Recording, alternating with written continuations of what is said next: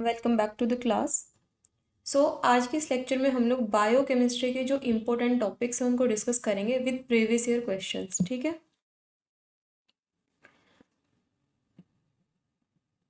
चलिए लेक्चर को स्टार्ट करते हैं। एंड आई होप आप लोगों ने मोलिकुलर बायोलॉजी का, एनिमल फिजियोलॉजी का वन शॉट ऑलरेडी देख लिया होगा।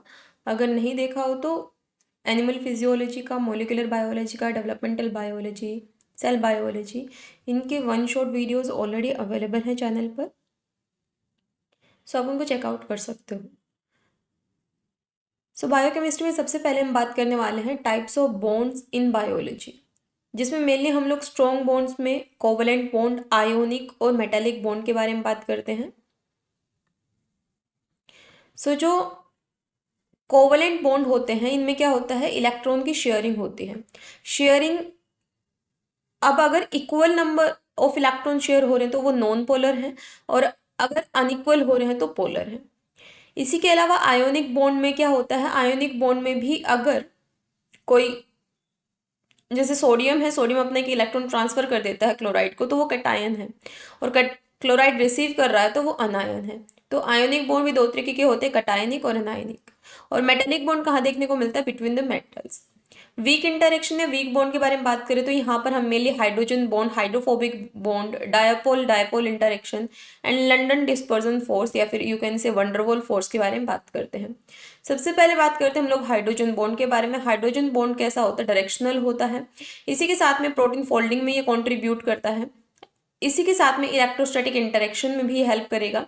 और जो स्टेबल एंगल होता है हाइड्रोजन बॉन्ड का, वो 180 डिग्री एंगल होता है। स्टेबल हाइड्रोजन बॉन्ड फॉर्म होता है इस एंगल पे। And hydrogen bond form when electronegativity is greater then और इक्वल टू 0.9। हाइड्रोजन बॉन्ड कब फॉर्म होगा, जब इलेक्ट्रोनेगेटिविटी डिफरेंस जो है वो या तो इक्वल टू 0.9 हो या तो फिर ग्रेटर देन 0.9 हो। तो कब फॉर्म होगा, जब इलेक्ट्रोनेगेटिविटी डिफरेंस जो है, इलेक्ट्रोनेगेटिविटी डिफरेंस इधर इक्वल टू 0.9 और इधर electronegativity difference is greater then 0.9। ठीक है। इलेक्ट्रोनेगेटिविटी डिफरेंस जब इक्वल हो 0.9 के, या 0.9 से ज्यादा हो, तो क्या होगा हमारा, तो वहां पर हमारा हाइड्रोजन बॉन्ड फॉर्म होगा। मेनली हाइड्रोजन बॉन्ड जो फॉर्म होता है वो हम लोग फ्लोरीन, ऑक्सीजन और नाइट्रोजन के साथ देखते हैं। तो फ्लोरीन और हाइड्रोजन, इनका अगर इलेक्ट्रोनेगेटिविटी डिफरेंस देखें तो फ्लोरीन जो है इसका हमारा इलेक्ट्रोनेगेटिविटी होती है 4.0, और हाइड्रोजन की इलेक्ट्रोनेगेटिविटी कितनी होती है, हाइड्रोजन की इलेक्ट्रोनेगेटिविटी होती है 2.1। तो इनकी इलेक्ट्रोनेगेटिविटी का डिफरेंस देखो आप लोग, तो इलेक्ट्रोनेगेटिविटी का डिफरेंस है, फ्लोरीन की 4 इलेक्ट्रोनेगेटिविटी, हाइड्रोजन की 2.1 होती है। तो कितना डिफरेंस आ जाता है, ये डिफरेंस आएगा हमारा अप्रोक्स 1.9। तो इलेक्ट्रोनेगेटिविटी डिफरेंस 0.9 से ज्यादा है, इसलिए ये बॉन्ड कौन सा है, हमारा हाइड्रोजन बॉन्ड जो है ये फॉर्म होगा। इसी के अलावा दूसरा हम बात करते हैं ऑक्सीजन। ऑक्सीजन का इलेक्ट्रोनेगेटिविटी कितना होता है, ऑक्सीजन की इलेक्ट्रोनेगेटिविटी होती है 3.5, और हाइड्रोजन के साथ, और हाइड्रोजन की कितनी होती है 2.1। तो 3.5 में से 2.1 को माइनस करोगे तो ये आएगा आपका 1.4। तो ये भी 0.9 से ज्यादा है। पैरेलली नाइट्रोजन की इलेक्ट्रोनेगेटिविटी होती है 3, हाइड्रोजन की 2.1, तो 3 में से 2.1 को माइनस करोगे तो 0.9। तो इन तीनों कंडीशन में ही आपका क्या फॉर्म होगा, हाइड्रोजन बॉन्ड फॉर्म हो सकता है। आपको क्या चीजें ध्यान रखनी है, इनकी इलेक्ट्रोनेगेटिविटी कैसे ध्यान रखोगे, ऐसे ध्यान रखना FON, फोन। ठीक है। तो F का है 4, फिर उसमें से 0.5 माइनस करोगे तो 3.5, और फिर 0.5 माइनस करोगे तो 3। ठीक है। और हाइड्रोजन का अलग से ध्यान रख लेना 2.1। तो जब इलेक्ट्रोनेगेटिविटी डिफरेंस 0.9 से ज्यादा हो या फिर 0.9 हो, जैसे कि नाइट्रोजन और हाइड्रोजन में आप देख सकते हो, नाइट्रोजन का 3 इलेक्ट्रोनेगेटिविटी, हाइड्रोजन का 2.1, तो यहाँ पर 0.9 इलेक्ट्रोनेगेटिविटी डिफरेंस आ रहा है कि इनकी इलेक्ट्रोनेगेटिविटी में इतना डिफरेंस है। तो इतना डिफरेंस है तो ऑब्वियसली इन दोनों के बीच में हाइड्रोजन बॉन्ड फॉर्म हो सकता है, क्योंकि इलेक्ट्रोनेगेटिविटी का डिफरेंस अगर 0.9 के इक्वल है या ज्यादा है तो हाइड्रोजन बॉन्ड फॉर्म होगा। और ये चीज ध्यान रखनी है आप लोगों ने। क्या क्या चीजें ध्यान रखोगे, पहला, हाइड्रोजन बॉन्ड क्या है, वीक बॉन्ड है। दूसरा, stable hydrogen bond, stable hydrogen bond किस एंगल पर फॉर्म होगा, 180 डिग्री पर। तीसरा, इलेक्ट्रोनेगेटिविटी के बारे में मैंने बताया कि जैसे फ्लोरीन है, ऑक्सीजन है और नाइट्रोजन है, इसकी इलेक्ट्रोनेगेटिविटी होती है 4, इसकी 3.5, और नाइट्रोजन की होती है 2.1। और हाइड्रोजन नाइट्रोजन की होती है 3 और हाइड्रोजन की होती है 2.1। तो जब इनका इलेक्ट्रोनेगेटिव का डिफरेंस जो है, अगर ये हमारा इक्वल है 0.9 के, या फिर इलेक्ट्रोनेगेटिव का डिफरेंस जो है ये ग्रेटर देन है 0.9 के, ठीक है। तो इस कंडीशन में क्या देखने को मिलेगा, इस कंडीशन में हमारा हाइड्रोजन बॉन्ड जो है वो फॉर्म होगा। तो इन तीनों के साथ हाइड्रोजन बॉन्ड जो है, फ्लोरीन के साथ ऑक्सीजन और नाइट्रोजन, तीनों ही कंडीशन में हाइड्रोजन बॉन्ड फॉर्म हो सकता है। यहाँ पर भी आप देख सकते हो इलेक्ट्रोनेगेटिविटी यहाँ पर लिखी हुई है। सबसे ज्यादा इलेक्ट्रोनेगेटिविटी फ्लोरीन की होती है 4, देन ऑक्सीजन की होती है 3.5, देन नाइट्रोजन की होती है 3, देन इसकी होती है 2.1, ठीक है। So number of hydrogen bond कैसे डिसाइड करते हो आप लोग, free FO and decide number of hydrogen, या फिर काउंट नंबर ऑफ हाइड्रोजन कैसे काउंट करोगे, जैसे कि यहाँ पर आपका H2O है, तो H2 में काउंट करो कितने हाइड्रोजन है, तो आप देख सकते हो 2 हाइड्रोजन, H2 है ना, 2 हाइड्रोजन, तो इसका मतलब क्या है, 2 2 है यहाँ पर हाइड्रोजन एटम। तो इस तरीके से आप काउंट कर सकते हो हाइड्रोजन को। या फिर ऐसे देखो H2O, ऑक्सीजन है हमारा, ठीक है, ऑक्सीजन के साथ में कितने बाइंड है, 2, ठीक है। वैसे एग्जाम्पल के लिए यहाँ पर NH2 ऐसे लिख दिया जाए। तो नाइट्रोजन है, ये भी नाइट्रोजन है, ठीक है, इसके साथ में देखो कितने बाइंड है, 4 है, तो कितने हाइड्रोजन एटम, 4। तो इस तरीके से आप हाइड्रोजन को काउंट कर सकते हैं। सेकेंड वीक इंटरेक्शन है हमारा dipole dipole interaction. Dipole dipole interaction में क्या होता है, partially positive charge on one molecule is electrostatically attracted to the partial negative charge on neighboring molecule। जैसे partial positive charge है, ये partial negative charge की तरफ क्या होगा, attract होगा, तो that is dipole dipole interaction। Van der Waals force को लंडन डिस्पर्जन फोर्स भी कहा जाता है। क्या कहा जाता है, लंडन डिस्पर्जन फोर्स। तो यहाँ पर क्या होता है, when two uncharge atom are brought very close to each other, यानी जब आप दो अनचार्ज एटम को, कोई चार्ज नहीं है, कोई पॉजिटिव नेगेटिव कोई चार्ज नहीं है, जब इनको आप बहुत क्लोज लेके आते हो तो क्या देखने को मिलता है, there is surrounding electron cloud influence each other. इनमें जो इलेक्ट्रॉन क्लाउड होगा अगल बगल का, वो क्या करेगा, एक दूसरे को इन्फ्लुएंस करेगा। Random variation in the position of electron around one nucleus may create a transient electric dipole which induce a transient opposite electric dipole in nearby atom, and the two dipole weakly attract each other, bringing the two nuclei closer, and these weak interaction are called van der Waal interaction or also known as London dispersion force। यानी जब आप दो अनचार्ज atom को बहुत पास में लेके आ रहे हो तो उनके जो इलेक्ट्रॉन्स वो एक दूसरे को इन्फ्लुएंस कर रहे हैं, जिसकी वजह से डायपोल क्रिएट हो रहा है, न्यूक्लियाई क्लोज आ रही हैं, और इसी तरीके के इंटरेक्शन को हम लोग van der Waal या लंडन डिस्पर्जन फोर्स के नाम से जानते हैं। As the two nuclei draw closer together, their electron cloud begin to repel each other। अब यहाँ पर जब दो न्यूक्लियाई क्लोज आने लग जाती हैं तो उनका जो इलेक्ट्रॉन क्लाउड होगा वो क्या करेगा, एक दूसरे को रेपल करेगा। समझ रहे हो, जब क्लोज आ रहे हैं तो रेपल कर रहा है, और जब दूर होते हैं तो अट्रैक्ट करता है। तो यही है वंडर वॉल रेडियाई का कंसेप्ट। ये आपको ध्यान रखना है कि जब दो न्यूक्लियाई जो है जब पास पास में आ जाते हैं तो एक दूसरे को रेपल करेंगे। मान लो दो इंसान बिल्कुल आमने सामने खड़े हुए हैं तो वो एक दूसरे को धक्का दे रहे हैं, ऐसा मान लो, तो क्या कर रहे हैं, रेपल कर रहे हैं। And at the point where the net attraction is maximal, the nuclear are said to be van der Waal contact। Each atom has a characteristic van der Waal radius as measure of how close that atom will allow another to approach। Next बात करते हैं हम लोग, यहाँ पर हमने hydrogen bond के बारे में देख लिया। वीक इंटरेक्शन में hydrogen bond, hydrophobic bond, dipole dipole interaction और वंडरवॉल, तो तीनों के बारे में बात कर ली हम लोगों ने। अब यहाँ पर स्ट्रॉन्ग बॉन्ड में कोवलेंट बॉन्ड के बारे में देखिए। कोवलेंट बॉन्ड में शेयरिंग ऑफ इलेक्ट्रॉन होती है। नॉन पोलर कोवलेंट बॉन्ड में क्या होता है, equal number of electron share होते हैं, और पोलर कोवलेंट बॉन्ड में क्या होता है, अनइक्वल शेयरिंग देखने को मिलती है, ठीक है। आगे देखिए आयोनिक बॉन्ड के बारे में। तो आयोनिक बॉन्ड में जो आयन्स है वो क्या क्रिएट कर सकते हैं, वेदर एटम लूज और gain in electrons, ion create होते हैं। अगर कोई एटम जो है इलेक्ट्रॉन को लूज कर रहा है, दे रहा है किसी को, तो वो पॉजिटिवली चार्ज होता है, और कोई ले रहा है अगर इलेक्ट्रॉन को तो वो नेगेटिवली चार्ज हो जाता है। तो यहाँ पर इलेक्ट्रॉन ट्रांसफर के बेस पर दो अपोजिटिवली चार्ज आयन जो है वो क्रिएट होते हैं। लॉस ऑफ इलेक्ट्रॉन है, दिया गया है अगर इलेक्ट्रॉन, जैसे सोडियम अपना एक इलेक्ट्रॉन दे देता है क्लोराइड को, तो इसमें से तो इलेक्ट्रॉन लॉस हुआ है, बट ये पॉजिटिव चार्ज हो जाता है। क्लोराइड ने रिसीव किया है तो ये अनायन हो जाता है। नेक्स्ट कंसेप्ट आता है हमारा बॉन्ड स्ट्रेंथ का। ये इंपॉर्टेंट कंसेप्ट है बॉन्ड स्ट्रेंथ का, ये आपको ध्यान रखना है। तो यहाँ पर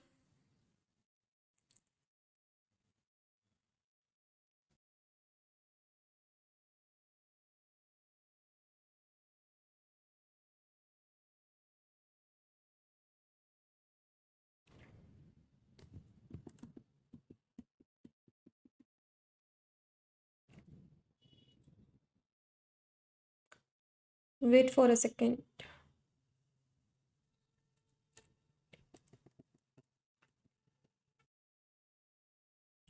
यहाँ पर मेटेलिक ना आके कोवलेंट आएगा। ठीक है, 2 बार मेटेलिक हो गया। तो कोवलेंट, आयोनिक एंड मेटेलिक, फिर हाइड्रोजन डायपोल एंड वंडरवॉल। इस तरीके से सीक्वेंस आपने ध्यान रखना है। Covalent, ionic, metallic, hydrogen, dipole, van der Waals. कैसे ध्यान रखोगे? इसका हो जाएगा सिम, देन एच डी वाली। ठीक है, ऐसे ध्यान रख सकते हो। आपके पास कोई सिम है, वैसे तो एस लिखते हैं लेकिन सी, यहाँ पर सी से काम चला लो, सिम एच डी वाली। ठीक है, इस तरीके से याद रख सकते हो। सी यानी कोवलेंट, फिर आयोनिक, फिर मेटेलिक, फिर हाइड्रोजन, फिर डायपोल, फिर वंडरवॉल। ठीक है, तो इस तरीके से आप ध्यान रख सकते हो। लिख देती हूँ आप लोग के लिए यहाँ पर।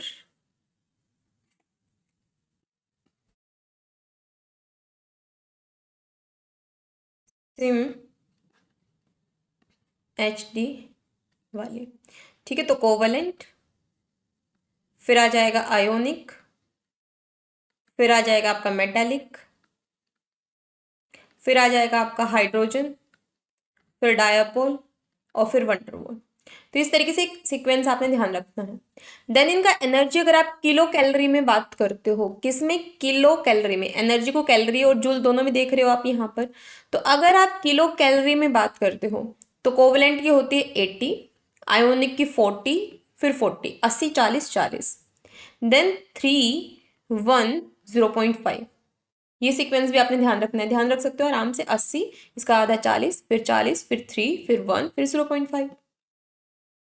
ठीक है, वहीं पर अगर आप लोग यहाँ पर बात करते हो किलो जूल के बारे में, तो यहाँ पर क्या आ जाएगा? यहाँ पर किलो जूल जो है, जब आप देखते हो कैलोरी को, किलो कैलोरी को जब आप कन्वर्ट करते हो किलो जूल में, तो आप क्या करते हो? आप मल्टीप्लाई कर दोगे नियर बाय 4 पॉइंट समथिंग का। तो इसको हम लोग 5 ही मान के मल्टीप्लाई कर लेते हैं। ठीक है, तो यहाँ पर जैसे अगर मान लो आपके पास 4.58 का मल्टीप्लाई करना है, तो नियर बाय हम इसको 5 ही मान लेते हैं। तो किलो कैलोरी को अगर किलो जूल में कन्वर्ट करना है तो आप मल्टीप्लाई कर दो इन सारे वैल्यूज को 5 से। तो यहाँ पर देखिए 8 × 5 = 40, तो 400 किलो जूल। फिर यहाँ पर 5 से मल्टीप्लाई करो, यहाँ से 5 से मल्टीप्लाई करो, फिर यहाँ पर 5 से मल्टीप्लाई करो, यहाँ पर 5 से, और फिर यहाँ पर भी 5 से। ठीक है, तो यहाँ पर 400, फिर 200, फिर 200, फिर 5 3 15, 5 1 जा 5, और 0.5 का 5 से करोगे तो 2.5 आएगा। हमने 3 लिख दिया यहाँ पर। ठीक है, तो आई होप इस तरीके से आप ध्यान रख लोगे। बिल्कुल भी टफ नहीं है, इसको याद रखना बहुत ईजी है, बहुत ज़्यादा ईजी है। ठीक है, एक बार प्रैक्टिस करोगे याद हो जाएगा। और कुछ बच्चों को तो अब भी याद हो ही गया होगा। कैसे ध्यान रखोगे? ये देखिए, बॉन्ड स्ट्रेंथ के बारे में बात कर रहे हैं। सबसे पहले सिम एच डी। ठीक है, covalent, ionic, metallic, hydrogen, dipole, van der Waals. इसके बाद में किलो कैलोरी में बात की। किलो कैलोरी में कैसे आएगा? 80, 40, 40, 3, 1, 0.5। फिर बात की किलो जूल की। ठीक है, किस में बात कर रहे हैं? जूल की। तो जूल में कैसे आ जाएगा? जूल में आएगा हमारे यहाँ पर, मल्टीप्लाई कर दो 5 से। किसे मल्टीप्लाई करोगे? 5 से। तो यहाँ पर क्या आ जाएगा? तो यहाँ पर आ जाएगा 400, फिर यहाँ पर भी 5 से मल्टीप्लाई करोगे 200, 200, 5 से 15, फिर 5, फिर 3। इस तरीके से आप कैलकुलेट कर सकते हो। देखो सी है ना यहाँ पर, इस तरीके से एक सी नीचे बना दो, एक सी इधर बना दो, एक सी इधर बना दो। यानी किलो कैलोरी में पहला वैल्यू हमारा 8 से है, यानी 80। इस तरीके से ध्यान रख सकते हो। बाकी जूल में मल्टीप्लाई कर दो 5 5 से। ठीक है,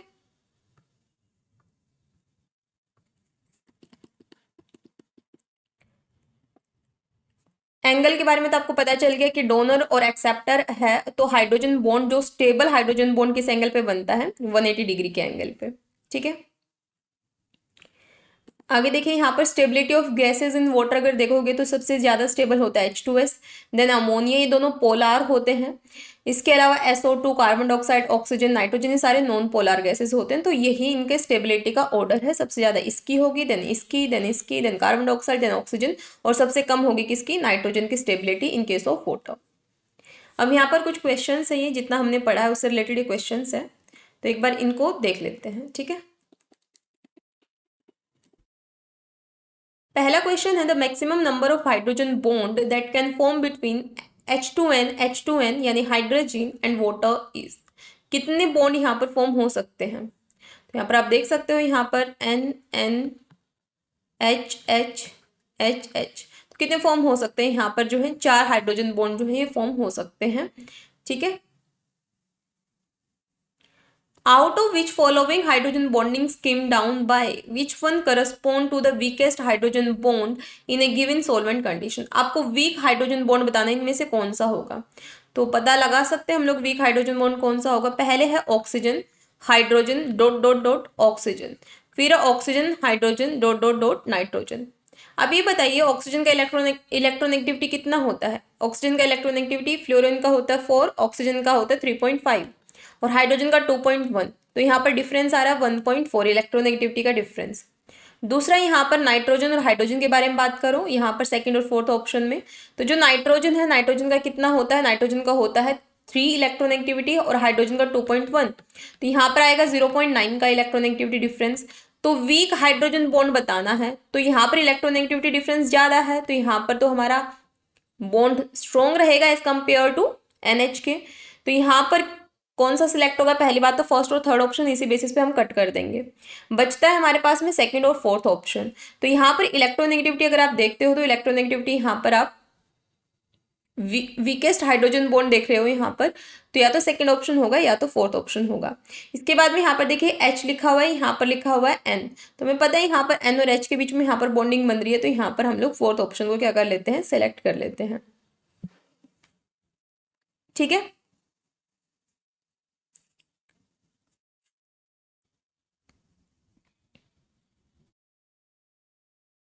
आगे देखिए in protein hydrogen bond form as donor acceptor, hydrogen bond is more favourable if the angle between donor and hydrogen and acceptor is, कितना एंगल होना चाहिए, 180 डिग्री का होना चाहिए, तब स्टेबल हाइड्रोजन बॉन्डिंग फॉर्म होगी। नेक्स्ट क्वेश्चन देखिए, hydrogen bond in a protein occur when 2 electronegative atom compete for the same hydrogen atom, donor hydrogen acceptor, the angle between donor and acceptor of hydrogen bond was determined from large number of X-ray structure of protein as shown below। तो यहाँ पर हमें पता है कि donor और acceptor के बीच में कौन सा स्टेबल एंगल होगा जिस पर हाइड्रोजन बॉन्ड स्टेबल बनेगा, 180 डिग्री पे बनता है। तो यहाँ पर आप देखोगे तो एक तरफ यहाँ पर इस तरीके से ग्राफ बने हुए हैं, एक तरफ दिया गया है परसेंट ऑफ हाइड्रोजन बॉन्ड दिया गया है और नीचे की तरफ यहाँ एंगल दिए गए हैं। तो यहाँ पर पहले वाले ग्राफ में आप देखिए यहाँ पर लिखा हुआ है 100, जो मैंने लिख रखा है नीचे 100 है, फिर 150 और 200, ये क्वेश्चन में लिखा हुआ है यहाँ पर। चलो मैं ये ग्राफ आपके लिए यहाँ पर ड्रॉ भी कर देती हूँ, इस तरीके से बने हुए हैं तीनों ग्राफ ताकि आपको आसानी रहे।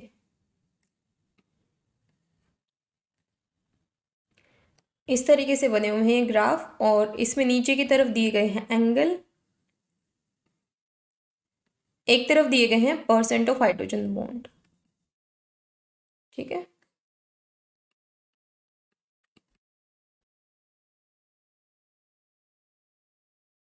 यहाँ पर इस तरीके से ये बना हुआ है, यहाँ पर इस तरीके से, फिर इस तरीके से, इस तरीके से, ये पहले वाला इस तरीके से बना हुआ है और नीचे एंगल यहाँ पर दे रखा है इस तरीके से 100, यहाँ पर दिया गया 150 और यहाँ पर दिया गया 200, ठीक है। सेकेंड ग्राफ में बना हुआ है यहाँ पर है 100, यहाँ पर 150 और यहाँ पर दिया गया 200। सेकेंड ग्राफ कुछ इस तरीके से बना है।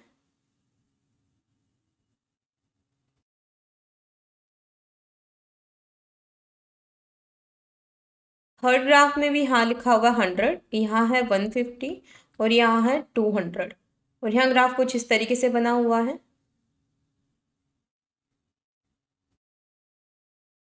तो आपको बताना है हाइड्रोजन बॉन्ड सबसे ज्यादा स्टेबल कौन से उसमें रहा होगा ग्राफ में। तो आप देख सकते हो सबसे ज्यादा यहाँ हाइड्रोजन बॉन्ड बन रहा है जो कि 100 के एंगल पे है, तो ये तो स्टेबल नहीं है। यहाँ पर आप देख सकते हो 160 170 पे बन रहा है यहाँ पर सबसे ज्यादा हाइड्रोजन बॉन्ड, ये भी स्टेबल नहीं है। लेकिन यहाँ देखोगे तो 160 170 180 पे बन रहा है यहाँ पर सबसे ज्यादा हाइड्रोजन बॉन्ड, तो this one is the stable hydrogen bond. तो इसलिए हम ग्राफ नंबर 3 को यहाँ पर सिलेक्ट कर रहे हैं। ठीक है, इस तरीके से अगर आपके पास में और क्लियरिटी में होगा ये क्वेश्चन तो आपको समझ में आ जाएगा। केवल आपको ये देखना है कि सबसे हाई पिक 180 पे किस में गई है। तो 180 पे सबसे हाई पिक सी ऑप्शन में दिखा रखी है, तो इसलिए हमारा इसका ऑप्शन नंबर सी हो जाएगा, क्योंकि हाइड्रोजन बॉन्ड के एंगल के बेसिस पे क्वेश्चन पूछा गया आपसे। क्लियर है।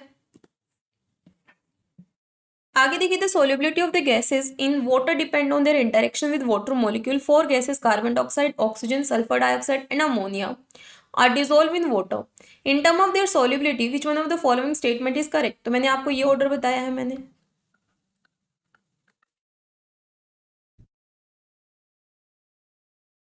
ये ऑर्डर बताया मैंने। तो यहाँ पर आप देख सकते हो सबसे पहले यहाँ पर अमोनिया है, फिर इन्होंने लिख रखा है ऑक्सीजन, फिर सल्फर डाइऑक्साइड, लेकिन अमोनिया के बाद सल्फर डाइऑक्साइड आता है, तो सल्फ ये हो जाएगा कट। फिर ऑक्सीजन है, फिर कार्बन डाइऑक्साइड है, नहीं ये भी गलत, ऑक्सीजन की ज़्यादा नहीं होती, कार्बन डाइऑक्साइड की ज़्यादा होती है। सल्फर डाइऑक्साइड की ज़्यादा है, फिर ऑक्सीजन की है, फिर अमोनिया की, नहीं अमोनिया की तो सल्फर डाइऑक्साइड से भी ज़्यादा स्टेबिलिटी होती है। Ammonia, sulphur dioxide, carbon dioxide and oxygen, so fourth one is the correct. Next, you have the interaction energy between atom A and B is 400 kilojoule. The type of interaction between them is, तो आपको यहाँ पर energy दी गई है 400 kilo joule पर मोल। तो मैंने क्या बताया था, मैंने बताया था यहाँ पर सिम एच डी वी। यहाँ पर किलो कैलोरी में मैंने आपको बताया था 80 होगा सबसे पहले, फिर 40, फिर 40, फिर 3, फिर उसके बाद 1, फिर 0.5। किलो जूल में 5 से मल्टीप्लाई किया गया था, इसका आ गया था 400, इसका 200, 200 यहाँ पर 400 पूछा गया है, तो 400 सी यानी कोवलेंट का है, तो कोवलेंट यानी ऑप्शन नंबर 2। यहाँ पर भी आपको मैच करना है। यहाँ पर एनर्जी एक तरफ दी गई है किलो कैलोरी में दी गई है, और एक तरफ आपको बॉन्ड दिया गया है। तो यहाँ पर आप लिख लो वापस से वही सिम एच डी वी कोवलेंट की कैलोरी में, क्योंकि किलो कैलोरी में है, तो किलो कैलोरी में इसकी 80 थी, इसकी 40 थी, इसकी 40, इसका 3, इसका 1, इसका 0.5। तो ये हाइड्रोजन बॉन्ड है सबसे पहले, तो हाइड्रोजन की 3 किलो कैलोरी, 3 है फोर्थ ऑप्शन में, तो ए का हो जाएगा ऑप्शन नंबर फोर्थ। इसके अलावा देन वंडरवॉल का 0.5 है, तो बी का हो जाएगा हमारा ऑप्शन नंबर फर्स्ट। इसके बाद में फिर यहाँ पर कोवलेंट बॉन्ड, कोवलेंट का 80 है, तो सी का हो जाएगा यहाँ पर हमारा क्या, 80 किस में है, थर्ड में। डी है आयोनिक, आयोनिक आप देख सकते हो 40 है, तो आयोनिक डी 40, तो डी का हो जाएगा सेकेंड। मैच कर लो, किससे मैच कर रहे हैं ऑप्शन, ए का फोर्थ, बी का फर्स्ट। तो ए का फोर्थ दो ऑप्शन में ही है, और बी का फर्स्ट ये फोर्थ ऑप्शन में ही है केवल, तो फोर्थ ऑप्शन हो जाएगा। आगे देखिए, on the molecular scale which of the following interaction in non polar environment provide the highest contribution to biomolecule. तो ये चीज आप लोगों ने ध्यान रख लेनी है। Salt bridge in non polar environment provide the highest contribution to the biomolecules. Next question है, which one of the following interaction play major role in stabilizing BDNA. Nucleic acid में अभी हम लोग पढ़ेंगे एडीएनए, बीडीएनए और जेडडीएनए। तो बीडीएनए में जो सबसे ज्यादा रोल प्ले करता है उसके स्टेबलाइजेशन में, वो हाइड्रोफोबिक इंटरेक्शन होता है। नेक्स्ट आप यहाँ पर देख सकते हो, which one of the following non covalent interaction between two non bonded atom A and B is more sensitive to the distance between them. तो मैंने वंडरवॉल में ही बताया था कि डिस्टेंस सेंसिटिव होता है वंडरवॉल। अगर दो न्यूक्लिया एक दूसरे के पास आते तो एक दूसरे को रेपल कर देते हैं। व्हेन टू एटम जो कि अनचार्ज होते हैं और वो क्लोज आते हैं तो एक दूसरे को क्या करेंगे, रेपल कर देंगे, तो वो डिस्टेंस सेंसिटिव होते हैं। सो यहाँ पर थर्ड ऑप्शन में दिया गया है कि ए और बी जो है अनचार्ज एटम है और वो एक दूसरे को रेपल कर देंगे। क्यों? Because they are distance sensitive, और दोनों ही क्या होते हैं हमारे, ये वंडरवॉल में पढ़ा है, जो कि हमारा एक तरीके का नॉन कोवलेंट बॉन्ड है। आगे देख सकते हो, predominant interaction between phospholipid and stabilising a biological membrane include. अगर आप लोगों ने सेल बायोलॉजी पढ़ी होगी तो आपको पता ही होगा कि बायोलॉजिकल मेम्ब्रेन में कौन सा इंटरेक्शन देखने को मिलता है, हाइड्रोफोबिक एंड हाइड्रोजन। नेक्स्ट बात करते हैं हम लोग कार्बोहाइड्रेट के बारे में, एल्डिहाइड कंटेनिंग और कीटोन कंटेनिंग। तो ट्रायो शुगर का मतलब क्या है, 3 carbon containing, pentose 5 carbon containing, hexose यानी 6 कार्बन कंटेनिंग। तो ट्रायो शुगर में आता है हमारा जो aldehyde as a functional group contain करेगी ग्लिसरैल्डिहाइड, और जो ketone as a functional group contain करके रखेगी वो है डाइहाइड्रोक्सी एसीटोन। वहीं पर पेंटोज शुगर में बात करें तो यहाँ पर एल्डिहाइड जो as a functional group contain करके रखेगी वो है राइबोस, और जो यहाँ पर ketone as a functional group contain करके रखेगी वो है राइबुलोज। इसके अलावा हेक्सोज शुगर में बात करें तो एल्डिहाइड फंक्शनल ग्रुप ग्लूकोज और गैलेक्टोज, और इसके अलावा कीटोन फंक्शनल ग्रुप में आ जाएगा हमारा फ्रक्टोज। ठीक है, तो यहाँ पर एक क्वेश्चन पूछा गया है, ये जून 2018 में पूछा गया क्वेश्चन है। यहाँ पर आपसे पूछे गए हैं एपीमर के बारे में। तो यहाँ पर एपीमर क्या होता है, एपीमर मैं बता दूँ आपको कि जैसे ये आपका कार्बन है, तो कार्बन के दो स्ट्रक्चर मान लो, एक तरफ ग्लूकोज है, एक तरफ मैनोज है।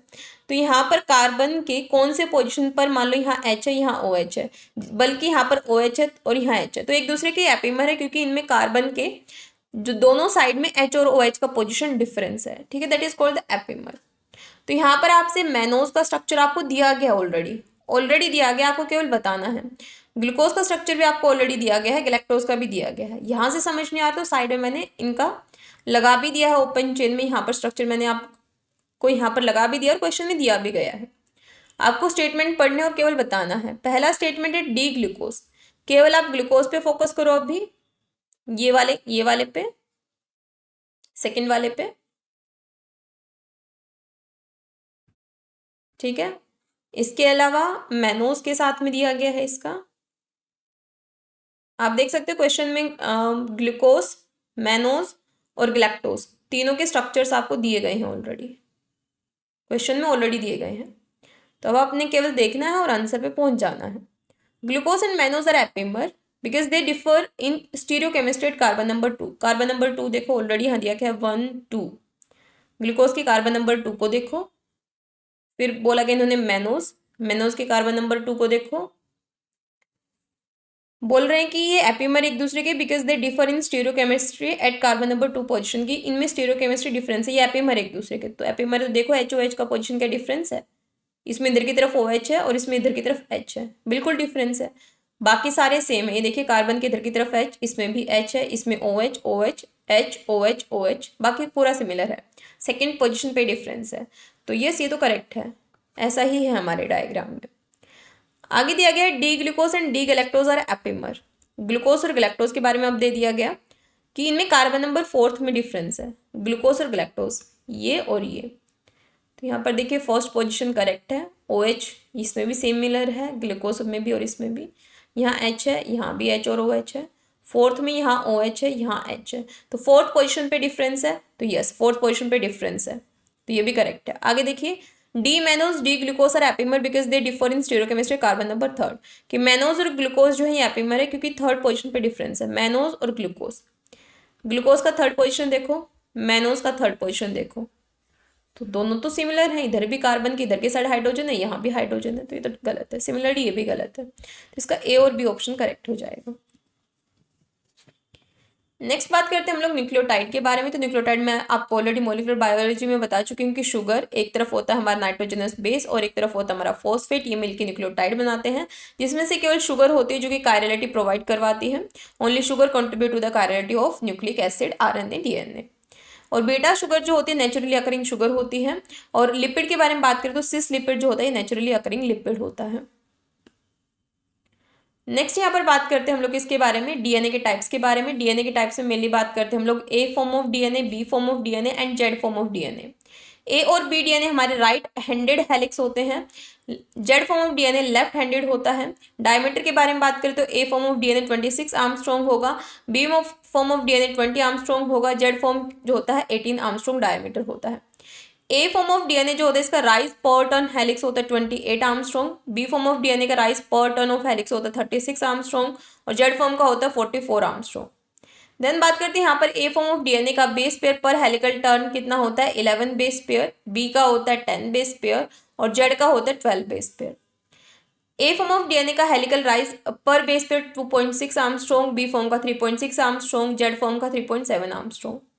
Base tilt normal to helix axis 20 armstrong, B form का होगा 6 आर्मस्ट्रॉन्ग, जेड का होगा 7 आर्मस्ट्रॉन्ग। ग्लाइकोसिलिक बॉन्ड के बारे में बात करें तो आपको ध्यान रखना है ए का होता है एंटी, बी में भी एंटी, और जेड फॉर्म ऑफ डीएनए में बात करें तो पिरामिडिन के केस में एंटी होगा, प्यूरिन के केस में सिन होगा।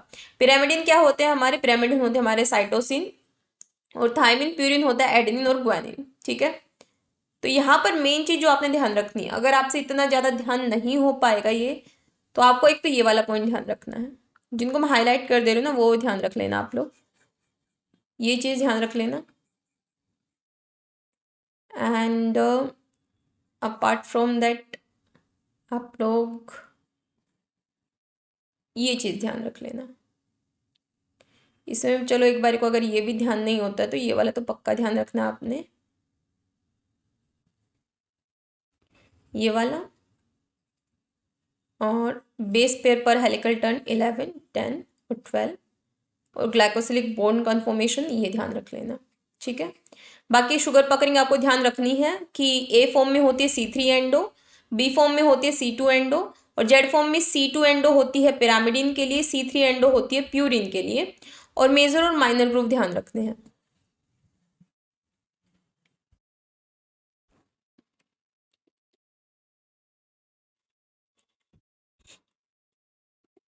देखिए यहाँ पर मैं साइड में लिख देती हूँ, ADNA में क्या ध्यान रखोगे, मेजर और माइनर ग्रुप तो पक्का ध्यान रखने हैं, ठीक है। तीन चार चीजें तो ऐसी हैं जो भूलनी ही नहीं है आपने। पहला, राइट हैंडेड हेलिक्स, ये पॉइंट ध्यान रखना है। दूसरा, शुगर पकड़िंग क्या है, शुगर पकड़िंग है C3 एंडो,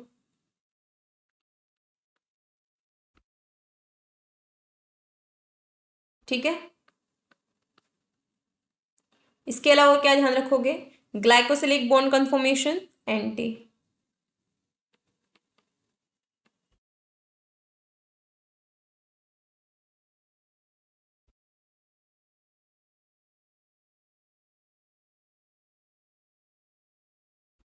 और क्या ध्यान रखोगे, मेजर और माइनर ग्रुप ध्यान रखोगे। इसके अलावा एक आप लोग ये चीज ध्यान रख लेना कि 11 बेस पेयर होते हैं। चलिए ये भी एक बार को ध्यान नहीं रहता, कोई बात नहीं, एटलीस्ट इतना ध्यान रखना आपने, मेजर और माइनर ग्रुप।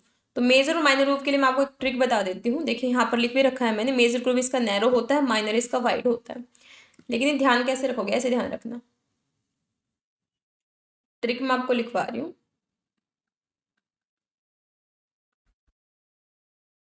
आप अपने साइड से बना सकते हो कोई भी ट्रिक जैसे आपको ध्यान रहे।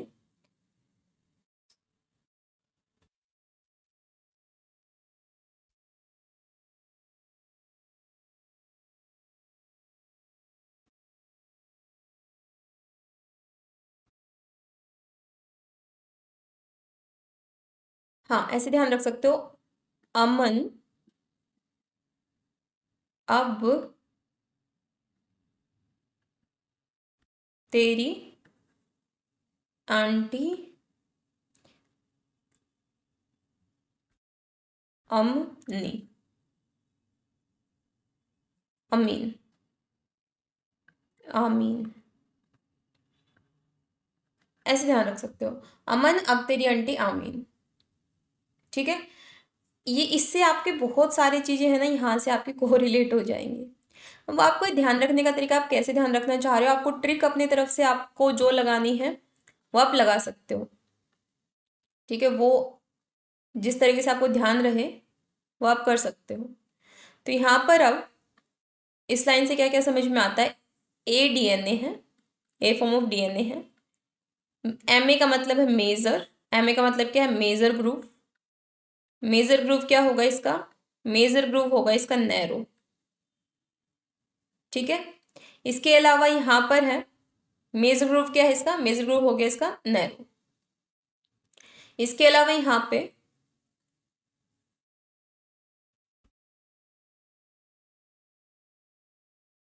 T का मतलब है 3, AB,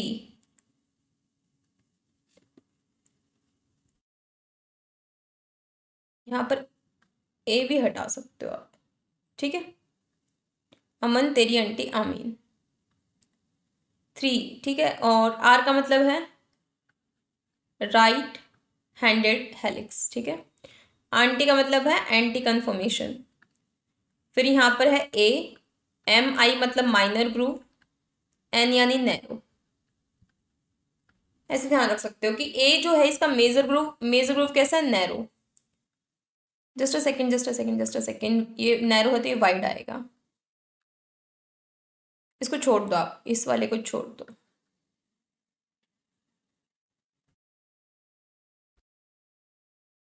इतना ध्यान रखो बस। अमन तेरी आंटी, ठीक है, बस इतना ध्यान रखना है। इसे क्या ध्यान रह गया, पहला तो अमन से ध्यान रहा आपको क्या, ए हमारा, ए जो डीएनए है इसका मेजर ग्रूव क्या है, मेजर ग्रूव इसका नैरो है, तो माइनर इसका अपोजिट होगा यानी वाइड। माइनर क्या रहेगा, वाइड। दोनों याद हो गए कि जो ए डीएनए इसका मेजर ग्रुप नैरो होता है, माइनर ग्रुप वाइड होता है, ठीक है, ये चीज ध्यान है। दूसरा यहाँ पर मैंने क्या कहा, अमन तेरी, TRI, अमन तेरी आंटी, ठीक है, टी का मतलब है यहाँ पर थ्री, थ्री क्या, C3 हमारी क्या है, शुगर पकड़िंग। और RI का मतलब राइट हैंडेड हेलिक्स है हमारा ADNA। और एंटी का मतलब क्या है यहाँ पर, एंटी का मतलब है यहाँ ग्लाइकोसिलिक बॉन्ड एंटी होगा, ठीक है। तो यहाँ से ये सारी चीजें, इतने सारे पॉइंट आपको ध्यान रह जाएंगे कि यहाँ पर ग्लाइकोसिलिक बॉन्ड जो है वो एंटी रहा होगा, C3 एंडो है, मेजर ग्रुप नैरो है, माइनर ग्रुप वाइड है, ठीक है, राइट हैंडेड हेलिक्स है। तो ये सारी चीजें आपको ध्यान रह जाएगी, बस इतनी चीज ध्यान रखनी है। क्या ध्यान रखा आपने, यहाँ पर केवल ये ध्यान रखना है, अमन तेरी आंटी, बस, ठीक है। Anti glycosidic bond, C3, T यानी three, three sugar puckering, R right handed helix, ADNA, major groove narrow. Major अगर नैरो है, ये अमन से पता चल गया मेजर ग्रूव नैरो है, तो माइनर ग्रूव इसका अपोजिट, नैरो यानी बिल्कुल नैरो है, छोटा सा, तो माइनर क्या रहेगा, माइनर रहेगा वाइड, माइनर क्या रहेगा वाइड। अब BDNA के बारे में, मेजर और माइनर ग्रूव के बारे में बात कर लेते हैं। BDNA का जो मेजर ग्रूव है ये ADNA के अपोजिट रहेगा। ADNA का मेजर ग्रुप देखो नैरो है, तो इसका रहेगा वाइड। ADNA का माइनर ग्रुप क्या है, वाइड, तो इसका रहेगा नैरो। केवल एक अमन टर्म पकड़ लो आप लोग, बाकी सारा हो जाएगा। अमन, ADNA का मेजर ग्रुप नैरो, ठीक है, तो माइनर ग्रुप वाइड। और BDNA इसके बिल्कुल अपोजिट होता है, तो BDNA का अगर मेजर ग्रुप यहाँ नैरो है तो BDNA का रहेगा वाइड, और माइनर ग्रुप इसका वाइड है तो BDNA का रहेगा नैरो, राइट।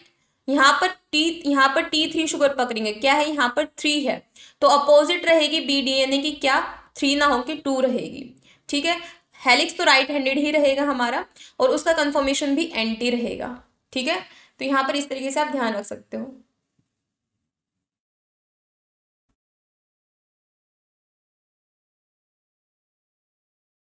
या फिर इसकी ऐसे ट्रिक लगा सकते हो, दो ट्रिक बन सकती हैं। अमन तेरी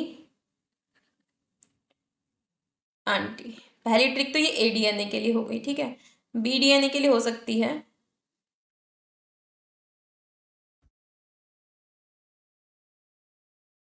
BM मेजर प्रूफ वाइड।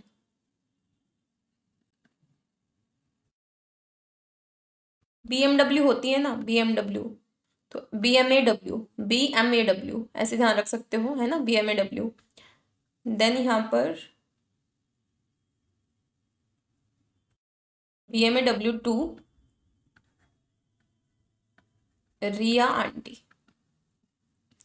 ठीक है। अमन तेरी आंटी, BMAW2 रिया आंटी, ठीक है, ये ध्यान रख लेना बस। तो यहाँ पर BDNA है, BDNA का मेजर ग्रुप क्या है, मेजर ग्रुप है वाइड, टू यानी शुगर पकड़ेंगे C2, R रिया का R राइट हैंडेड हेलिक्स है, और एंटी कन्फर्मेशन है, ठीक है। ये दो का तो आपने मोस्ट इंपोर्टेंट आपने ध्यान रखना ही है। बाकी अब ZDNA को देख लेते हैं। ZDNA में लेफ्ट हैंडेड होता है, बिल्कुल अपोजिट है, इन दोनों का राइट है, इसका लेफ्ट है। इसके अलावा यहाँ पर कंफर्मेशन भी बात करोगे शुगर पकड़िंग में, तो एंटी होता है पिरामिडीन के लिए। पिरामिडीन का मतलब क्या होता है हमारा, साइटोसिन और थाइमिन के लिए, ठीक है। CT, CT aunty, aunty CT, ठीक है। TC आंटी कैसे भी याद रख सकते हो। तो यानी कि TC का मतलब क्या है, पिरामिडीन के लिए एंटी कन्फर्मेशन रहेगा, और प्यूरिन के लिए सिन रहेगा, ठीक है। इसके अलावा यहाँ पर C2 एंडो रहेगा पिरामिडिन के लिए, C2 एंडो किसके लिए रहेगा, पिरामिडिन। CT, ठीक है, CT यानी साइटोसिन और थाइमिन के लिए C2 रहेगा, और यहाँ पर प्यूरिन के लिए यानी एडेनिन और ग्वानिन के लिए रहेगा C3, ठीक है। इसके अलावा यहाँ पर मेजर ग्रुप फ्लैट होता है, माइनर ग्रुप नैरो होता है। अब यहाँ पर शुगर पकड़िंग तो आपको ध्यान रहेगा ही होगी, RNA की शुगर पकड़िंग में ध्यान रख लेना, RNA की C3 एंडो होती है, RNA की क्या होती है, C3 एंडो। ए फॉर्म की C3 एंडो होती है तो RNA की भी क्या होती है, C3 एंडो। दोबारा मैं जल्दी से रिपीट करवाती हूँ, आई होप आपको बहुत सारी चीजें क्लियर हैं अभी। देखिए, सबसे पहले हम लोगों ने बात की एडीएनए के बारे में। एडीएनए के बारे में क्या पता चला, राइट हैंडेड हेलिक्स होता है। इसके अलावा यहाँ पर इसका मेजर ग्रुप नैरो होता है, माइनर ग्रुप इसका वाइड होता है। इसके अलावा और क्या देखा हम लोगों ने, इसके अलावा हम लोगों ने यहाँ पर देखा अमन तेरी आंटी, यानी ए का मेजर ग्रुप नैरो होता है, टी यानी 3, टी यानी 3, इसके बाद में आर यानी राइट हैंडेड हेलिक्स है।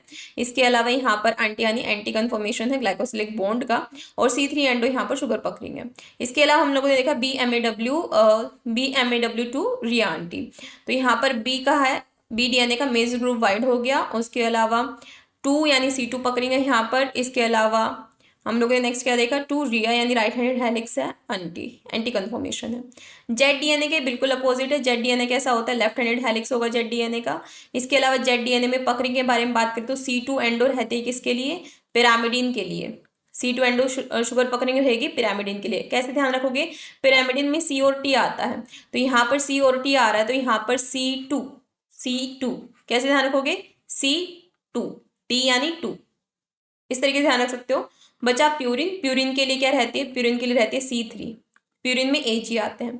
इसके अलावा यहाँ पर जो है, अगर हम लोग कन्फर्मेशन के बारे में बात करें ग्लाइकोसिलिक के बारे में, तो ग्लाइकोसिलिक बॉन्ड की कन्फर्मेशन जो है इसमें सिन होती है। जैसे गांव में लोग बोलते हैं ना Ag सुनते हो करके, तो Ag सिन, सुनते हो का सिन, तो ऐसे ध्यान रख सकते हो। इसके अलावा पिरामिडिन में बात करें तो पिरामिडिन यानी Ct, तो Ct आंटी या TC आंटी, ऐसे ध्यान रख सकते हो। एंटी कन्फर्मेशन पिरामिडिन के लिए रहेगा।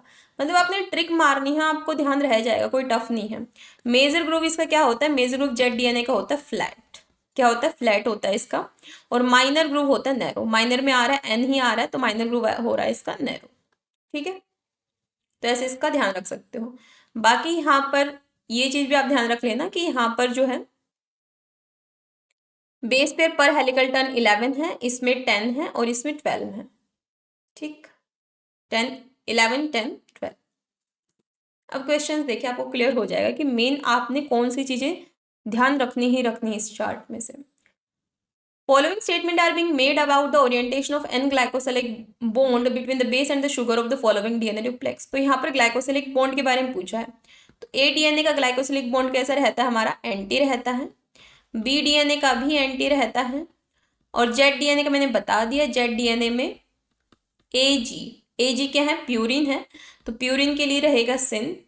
इसके अलावा पिरामिडिन हमारा C2 है, तो पिरामिडिन के लिए रहेगा TC है, तो TC आंटी, तो पिरामिडिन के लिए रहेगा एंटी, ठीक है। तो यहाँ पर आप मैच कर सकते हो। एंटी फॉर BDNA बिल्कुल, syn for BDNA no, anti for ADNA बिल्कुल, syn for ADNA no. A and C is the correct answer, यानी first is the correct answer, ठीक है। तो यहाँ पर एंटी कन्फर्मेशन जो होता है ये देखने को एंटी कन्फर्मेशन ज्यादा स्टेबल होता है। आगे देखो, यहाँ पर following statement are made on nucleic acid structure in the B form of DNA sugar पकड़ेंगे C2 एंडो। तो यहाँ पर मैंने बताया था BMAW2 रिया आंटी, तो 2 यानी C2 एंडो, तो C2 एंडो होता है, एब्सोल्युटली C2 एंडो होता है। इन RNA शुगर पकड़ेंगे C3 एक्सो, मैंने कहा था C3 एंडो होता है, कैसा होता है, C3 एंडो। ध्यान ना रहे तो ऐसे ध्यान रख लेना, RNA में N आ रहा है तो एंडो रहेगा, क्या रहेगा, एंडो रहेगा। और 3 में भी R आता है तो C3 एंडो रहेगा, ठीक है। तो ये वाला तो गलत है, C3 एक्सो नहीं होता, ए करेक्ट है। तो यहाँ पर बी तो वैसे ही कट गया हमारा। आगे देखिए, the wobble base pair is formed between G and A in RNA। Wobble base pair जो होती है क्या होता है यहाँ पर, जैसे एंटीकोडोन और कोडोन का कंसेप्ट जब हम पढ़ते हैं ना, जैसे tRNA आया है इस तरीके से, तो यहाँ पर ये कोडोन का 1 है, इसका ये 2 है, इसका 3 है। एंटीकोडोन का 3 है, ये इसका 2 है, ये 1 है। तो लास्ट वाला जो एंटीकोडोन का 1 और कोडोन का 3, इनके बीच में कभी कभार ऐसा भी चल जाता है कि अगर गलत पेयरिंग हुई तो वो भी चल जाता है, तो उसको वोबेल बेस पेयरिंग बोलते हैं। वोबेल बेस पेयरिंग यहाँ पर साइड में मैंने यहाँ पर चार्ट लगा दिया है कि इनोसिन जो है एडेनिन साइटोसिन यूरेसिल से बाइंड कर सकता है इस पोजीशन पे। ग्वानिन जो है साइटोसिन यूरेसिल से बाइंड कर सकता है। यूरेसिल एडेनिन ग्वानिन से कर सकता है। एडेनिन यूरेसिल से कर सकता है। साइटोसिन ग्वानिन से कर सकता है। तो ये बोल रहे हैं यहाँ पर जो है G A से कर सकता है, लेकिन G हमारा केवल C और U से कर सकता है। सेकंड में आप देख सकते हो G केवल C और U से कर सकता है, A से नहीं कर सकता, तो ये गलत है। A change in the sugar pucker from C2 endo in the B form of DNA to C3 endo alter the width and depth of major groove. कि अगर आपने क्या किया बी डीएनए में जो C2 एंडो शुगर पकड़िंग उसको change कर दिया C3 एंडो में, तो आपका ऑल्टरेशन देखने को मिलेगा मेजर ग्रुप में, कहाँ पर, बी डीएनए में। तो बिल्कुल देखने को मिलेगा, जब बी डीएनए का आप शुगर पकड़िंग चेंज कर दोगे तो बिल्कुल ऑल्टरेशन देखने को मिलेगा। तो ये करेक्ट है। तो हमारा कौन सा करेक्ट है, ए और D, that is option number third. आगे देखो, sugar puckering in double standard nucleic acid is exclusively. तो यहाँ पर कुछ भी नहीं दिया था एक्सक्लूसिवली या मेजरली, हम लोग बी डीएनए के बारे में ही हमेशा बात करते हैं। तो बी डीएनए का शुगर पकड़िंग क्या रहता है, बी डीएनए का शुगर पकड़िंग रहता है हमारा BMW2 रिया आंटी यानी एंटी कन्फर्मेशन रहेगा, और शुगर पकड़िंग रहेगा उसका BMW2 यानी C2 एंडो रहेगा। ठीक है, नेक्स्ट यहाँ पर आप देख सकते हो, यहाँ पर ए और बी दोनों का ही आंटी रहता है ना। तो यहाँ पर ए और बी दोनों का एंटी है, तो ए का भी सेकंड, बी का भी सेकंड। तो यहाँ पर ए और बी के बारे में क्या पता चला, इसमें एक तो सेकंड पॉइंट जा रहा है, दोनों ही एंटी हैं। देन यहाँ पर वाइड मेजर और माइनर ग्रुप के बारे में बात की गई है। तो अमन तो ऐसे लिखा था हमने, तो यानी इसका मेजर ग्रुप नैरो होता है, तो ए का मेजर ग्रुप नैरो। देखो मेजर ग्रुप नैरो कौन से ऑप्शन में है, ऑप्शन नंबर फोर्थ में है मेजर ग्रुप नैरो। तो यहाँ पर ए फोर्थ भी जाएगा। और माइनर ग्रुप अपोजिट है होता है ए का, मेजर ग्रुप अगर नैरो है तो माइनर वाइड रहा होगा, तो माइनर वाइड रहा होगा, ये देखो कहाँ पर है, फोर्थ ऑप्शन में, सॉरी फिफ्थ ऑप्शन में। उसमें देखा था BMAW, तो यानी बी डीएनए का मेजर ग्रुप वाइड होता है, बी डीएनए का major group wide, major wide देखो किस में है, थर्ड में। माइनर ग्रुप अपोजिट रहेगा नैरो, तो सिक्स्थ में। मैच करो किस में ही ऑप्शंस, ए का सेकंड, फोर्थ, फिफ्थ, बी का सेकंड, थर्ड, सिक्स्थ, जो कि ऑप्शन नंबर थर्ड में है। ठीक है,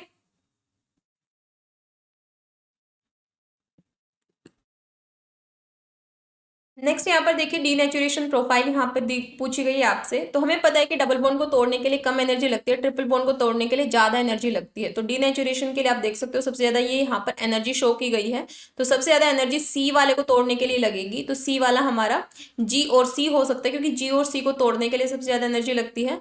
तो जीसी कंटेंट के अगर हम बारे में बात करें तो सी का सबसे ज्यादा होगा, देन बी का, देन ए का, क्योंकि सी को तोड़ने के लिए सबसे ज्यादा एनर्जी यहाँ सबसे ज्यादा रही होगी ना। मान लो यहाँ 10 है तो यहाँ 15 रही होगी, यहाँ 20 रही होगी। तो सी को तोड़ने के लिए ज्यादा एनर्जी लगेगी, बी को तोड़ने के लिए कम लगेगी, ए को तोड़ने के लिए उससे भी कम लगेगी। तो G plus C content of C B, C is greater than B is greater than A in the DNA of comparable size. तो इसका हो जाएगा हमारा थर्ड वाला। नेक्स्ट यहाँ है on sequence analysis of double standard DNA the result showed the content of cytosine C was 20%। C कितना दिया गया 20%, और G is equal to C होता है। तो यहाँ पर अगर हमारा सी 20% है तो जी भी 20% रहा होगा, तो दोनों मिला के हो गए 40%। टोटल डीएनए का कंटेंट है 100%, तो ए और टी कितना रहा होगा 60%। तो ए और टी कितना रहा होगा 60%, 30-30 ए और टी। नेक्स्ट यहाँ पर एक क्वेश्चन है, a segment of B DNA encode an enzyme of molecular mass 50 kilo dalton. 50 kilo dalton को अगर आप डाल्टन में कन्वर्ट करोगे तो 1000 से मल्टीप्लाई कर दो, 50,000 dalton. The estimated length of this segment in micrometre would be. तो यहाँ पर कितनी दी गई है, 50 डाल्टन दी गई है B DNA encode for the enzyme. अगर मैं आपको बताऊं एक अमीनो एसिड जो होता है इसका वेट होता है 110 डाल्टन, तो 50,000 डाल्टन आपको दिया गया, मतलब कितने अमीनो एसिड हो सकते हैं ये, इसको 110 से मल्टीप्लाई करोगे आप, तो ये अप्रोक्स आपका निकल के आएगा 455 अमीनो एसिड का यहाँ पर दिया गया है मोलिकुलर मास। ठीक है, क्योंकि एक अमीनो एसिड का मोलिकुलर मास 110 होता है, तो 50,000 कितनों का रहेगा 455 अमीनो एसिड का। और एक अमीनो एसिड में 3 न्यूक्लियोटाइड होते हैं, एक अमीनो एसिड में 3 न्यूक्लियोटाइड होते हैं, जैसे कि हमारा UAA स्टॉप कोडोन है, तो 3 न्यूक्लिक एसिड है यहाँ पर, यूरेसिल, एडेनिन, एडेनिन। तो एक अमीनो एसिड में 3 न्यूक्लिक एसिड होते हैं। टोटल हमारे पास में 455 अमीनो एसिड है, तो कितने न्यूक्लियोटाइड रहे होंगे, तो 455 को मल्टीप्लाई कर दो 3 से, 1365 न्यूक्लियोटाइड रहे होंगे। और बी डीएनए का अगर आप देखोगे यहाँ पर ये एक जो सेगमेंट है इसका साइज होता है 34 आर्मस्ट्रॉन्ग, यहाँ पर लिखा भी हुआ है, मैंने अभी जो चार्ट आपको दिखाया था। कितना रहता है यहाँ पर 34 रहता है, यहाँ पर 34, 36 कितना रहेगा, तो यहाँ पर अगर आप मल्टीप्लाई करते हो अब 0.3 नैनोमीटर को अगर 1365 जो न्यूक्लियोटाइड है इनसे मल्टीप्लाई करते हो तो इतना निकल के आता है, इतना माइक्रोमीटर। ठीक है, तो इसका आंसर क्या हो जाएगा, इसका आंसर हो जाएगा फोर्थ। नेक्स्ट ये हमारे पास अमीनो एसिड्स हैं। आई होप आप लोगों को अमीनो एसिड के बारे में पता होगा। ग्लाइसिन में हमारे यहाँ पर एच रहता है, यहाँ पर भी एच रहता है, तो ये ए कायरल होता है। कायरल होता है जिसके पास में अलग अलग एटम हो चारों ही डायरेक्शन में, ठीक है। तो यहाँ पर ये पूरा आपको, यहाँ पर ये पूरा मैंने चार्ट यहाँ पर डाल दिया है, जिनको रेफर करना है वो कर सकते हैं। दे एसेंशियल और नॉन एसेंशियल अमीनो एसिड कौन कौन से वो यहाँ पर डाल दिया मैंने। देन है glucogenic and ketogenic amino acid. Glucogenic amino acid क्या होते हैं? Amino acid whose catabolism yield pyruvate और one of the intermediate of citric acid cycle. और कीटोजेनिक क्या होते हैं? जिनके कैटाबॉलिज्म से आपको एसिटाइल कोएंजाइम ए मिले, दैट इज कीटोन बॉडीज वहां पर राइज हो। तो यहाँ पर पूरा ये चार्ट दिया गया है, एक तरफ ग्लूकोजेनिक है, एक तरफ कीटोजेनिक है, एक तरफ ग्लूकोजेनिक एंड कीटोजेनिक है। क्वेश्चन दिया गया है which one of the following pair of amino acid are glucogenic and ketogenic. कौन से अमीनो एसिड है जो दोनों ही प्रॉपर्टी रखते हैं ग्लूकोजेनिक और कीटोजेनिक की? तो ये चार हैं, तो इनका पेयर केवल एक ही में मिल रहा है हमें, आइसोल्यूशन और फिनाइल एलेनिन। तो यहाँ पर ये थर्ड ऑप्शन इसका करेक्ट हो जाएगा।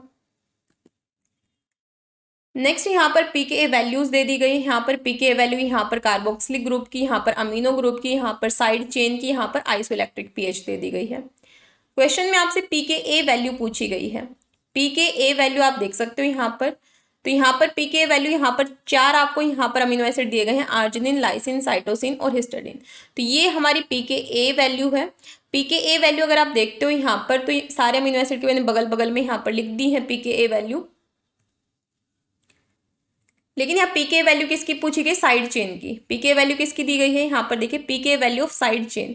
तो यहाँ पर पीके वैल्यू साइड चेन की आप देख सकते हो। पीके वैल्यू ये थर्ड वाले को देखो आप, और आर्जिनिन का देखो, सबसे पहले आर्जिनिन की 12.5 है। फिर यहाँ पर दिया गया लाइसिन, लाइसिन की कितनी है? 10.5। एक हिस्टडीन है आपके पास यहाँ पर, हिस्टडीन की 6.0। इसके अलावा यहाँ पर सिस्टीन की 8.3। डिक्रीजिंग ऑर्डर में लगानी है तो सबसे ज्यादा होती है आर्जिनिन की, इसके बाद 10.5 लाइसिन की, फिर उसके बाद में सिस्टीन की, फिर हिस्टडीन की। ऑप्शन नंबर फर्स्ट इसका करेक्ट हो जाएगा, ठीक है। नेक्स्ट यहाँ पर देखिए which statement best describe the pK of amino group in protein. यहाँ पर हर एक ऑप्शन में आपको एप्सिलॉन अमीनो ग्रुप मिलेगा। तो जब आप अमीनो एसिड्स को देखते हो तो यहाँ पर लाइसिन का स्ट्रक्चर देखिए आप, तो ये देखिए अल्फा, बीटा, गामा, डेल्टा और एप्सिलॉन। तो यहाँ पर एप्सिलॉन के साथ अमीनो ग्रुप अटैच है, एप्सिलॉन कार्बन के साथ। तो अगर एप्सिलॉन अमीनो ग्रुप कहीं लिखा हो तो इसका मतलब लाइसिन के बारे में बात की गई है यहाँ पर। तो वैसे अब यहाँ पर जब आप देखोगे तो यहाँ पर आपको हर एक में लाइसिन के बारे में बात की गई, epsilon amino acid, epsilon amino acid, epsilon amino group. तो एप्सिलॉन अमीनो ग्रुप केवल लाइसिन में होता है। तो PK value of alpha amino group, तो यहाँ पर पीके वैल्यू किसकी है? अमीनो ग्रुप की, ठीक है। तो अमीनो ग्रुप की पीके वैल्यू देखते हैं, किसकी? लाइसिन की। तो लाइसिन देखो यहाँ पर सबसे लास्ट में यहाँ पर है लाइसिन। तो पीके वैल्यू अमीनो ग्रुप की यहाँ 8.95 दी गई है, is higher than the pK of epsilon amino group. कि पीके वैल्यू जो है अमीनो ग्रुप की हायर होगी than pK of epsilon amino group. तो यहाँ पर एप्सिलॉन अमीनो ग्रुप के बारे में अगर आप देखोगे साइड चेन की 10.53 है, तो अमीनो ग्रुप की तो हायर नहीं है, ये तो गलत है।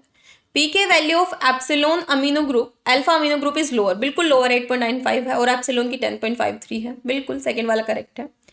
नेक्स्ट देखिए choose the correct statement from the following statement. Disulphide bond in 20 residue peptide can be formed only if the cysteine are adjacent to each other. कि डाइसल्फाइड बॉन्ड तभी फॉर्म होगा 20 अमीनो एसिड में जब केवल cysteine होगा adjacent एक दूसरे के, नहीं। The amino acid isoleucine has only one chiral centre. अभी देख लेते हैं आइसोल्यूशन का स्ट्रक्चर। आइसोल्यूसिन का स्ट्रक्चर आप देखिए, ये रहा नॉन पोलर एलिफैटिक में फिफ्थ वाला। तो कायरल क्या होता है कि एक कार्बन, इसके चारों तरफ अलग अलग एटम या ग्रुप ऑफ एटम अटैच है। तो एक तो ये रहेगा कायरल, इसके पास हाइड्रोजन, अमीनो, कार्बोक्सिलिक, और एक तरफ ये पूरा अटैच है, ठीक है। तो एक तो ये कायरल कार्बन है, दूसरा ये कायरल कार्बन है। इस कार्बन के साथ में एक तरफ तो ऊपर की तरफ तो ये ग्रुप अटैच है, एक तरफ मिथाइल है, एक तरफ हाइड्रोजन, एक तरफ ये ग्रुप। तो यहाँ दो कायरल कार्बन होते हैं आइसोल्यूसिन में। कितने होते हैं? 2 कायरल कार्बन। तो यहाँ पर ये भी गलत है कि एक होता है। Next, both base and sugar contribute to chirality. मैंने तो स्टार्टिंग में आपको बताया था only sugar contribute to chirality of nucleic acid, ये भी गलत है। The PI of aspartic acid, aspartic acid का पीआई, तो यहाँ पर आप देख सकते हो पीआई के बारे में बात की गई है। तो पीआई ये देखो, ये लास्ट में पीआई का वैल्यू ही दिया गया है। एस्पारेटिक एसिड की पीआई होती है 3.0 और ग्लूटामिक एसिड की पीआई होती है 3.2। तो एस्पारेटिक की कम होती है, ग्लूटामिक की ज्यादा होती है। तो एस्पारेटिक एसिड की पीआई लेस देन ग्लूटामिक, बिल्कुल। ठीक है। नेक्स्ट क्वेश्चन है यहाँ पर, an amino acid contain no ionisable group in it side chain, it is titrated from pH 0 to 14, which of the following ionisable state is not observe during the entire titration. Non ionisable state के बारे में बात कर रहे हैं, तो पहले वाले में भी अनायनिक है, इसमें पॉजिटिव है, इसमें पॉजिटिव नेगेटिव है, केवल फोर्थ वाला है जो नॉन आयनाइजेबल है, कोई पॉजिटिव नेगेटिव चार्ज नहीं है, तो फोर्थ इसका आंसर हो जाएगा। नेक्स्ट बात करते हैं हम लोग प्रोटीन्स के बारे में। अभी हम लोग प्रोटीन्स के बारे में बात करेंगे, प्रोटीन का प्राइमरी, सेकेंडरी, टर्शरी, इन स्ट्रक्चर के बारे में बात करेंगे, इससे रिलेटेड क्वेश्चंस देखेंगे एंड देन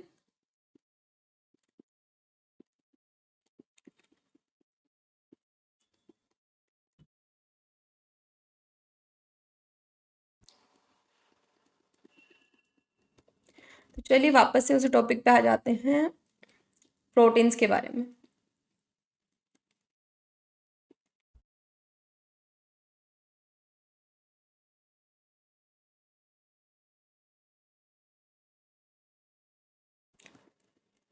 सो प्रोटीन्स के बारे में, प्रोटीन्स क्या होते हैं, जब अमीनो एसिड एक दूसरे से पेप्टाइड बॉन्ड के साथ कनेक्ट होते हैं। तो पेप्टाइड बॉन्ड क्या होता है, पेप्टाइड बॉन्ड एक तरीके का कोवलेंट बॉन्ड होता है। कोवलेंट बॉन्ड कैसे फॉर्म होता है, जैसे मान लो एक अमीनो एसिड का स्ट्रक्चर कैसा होता है, एक कार्बन है, इस तरीके से बेसिक स्ट्रक्चर बता रही हूँ मैं आपको। एक तरफ लगा होता है आपका अमीनो ग्रुप, एक तरफ लगा होता है कार्बोक्सिलिक ग्रुप, एक तरफ लगा होता है आर चेन, एक तरफ होता है हाइड्रोजन। तो जब ये अमीनो एसिड आपस में मिलते हैं, यहाँ पर आ गया ये NH3+, फिर यहाँ पर सेम वही स्ट्रक्चर COO-, फिर यहाँ पर फिर वही R2 ग्रुप, फिर हाइड्रोजन। तो यहाँ पर एक अमीनो एसिड ये है, एक अमीनो एसिड ए है, इस तरीके से अमीनो एसिड जो है ये जुड़ते हैं।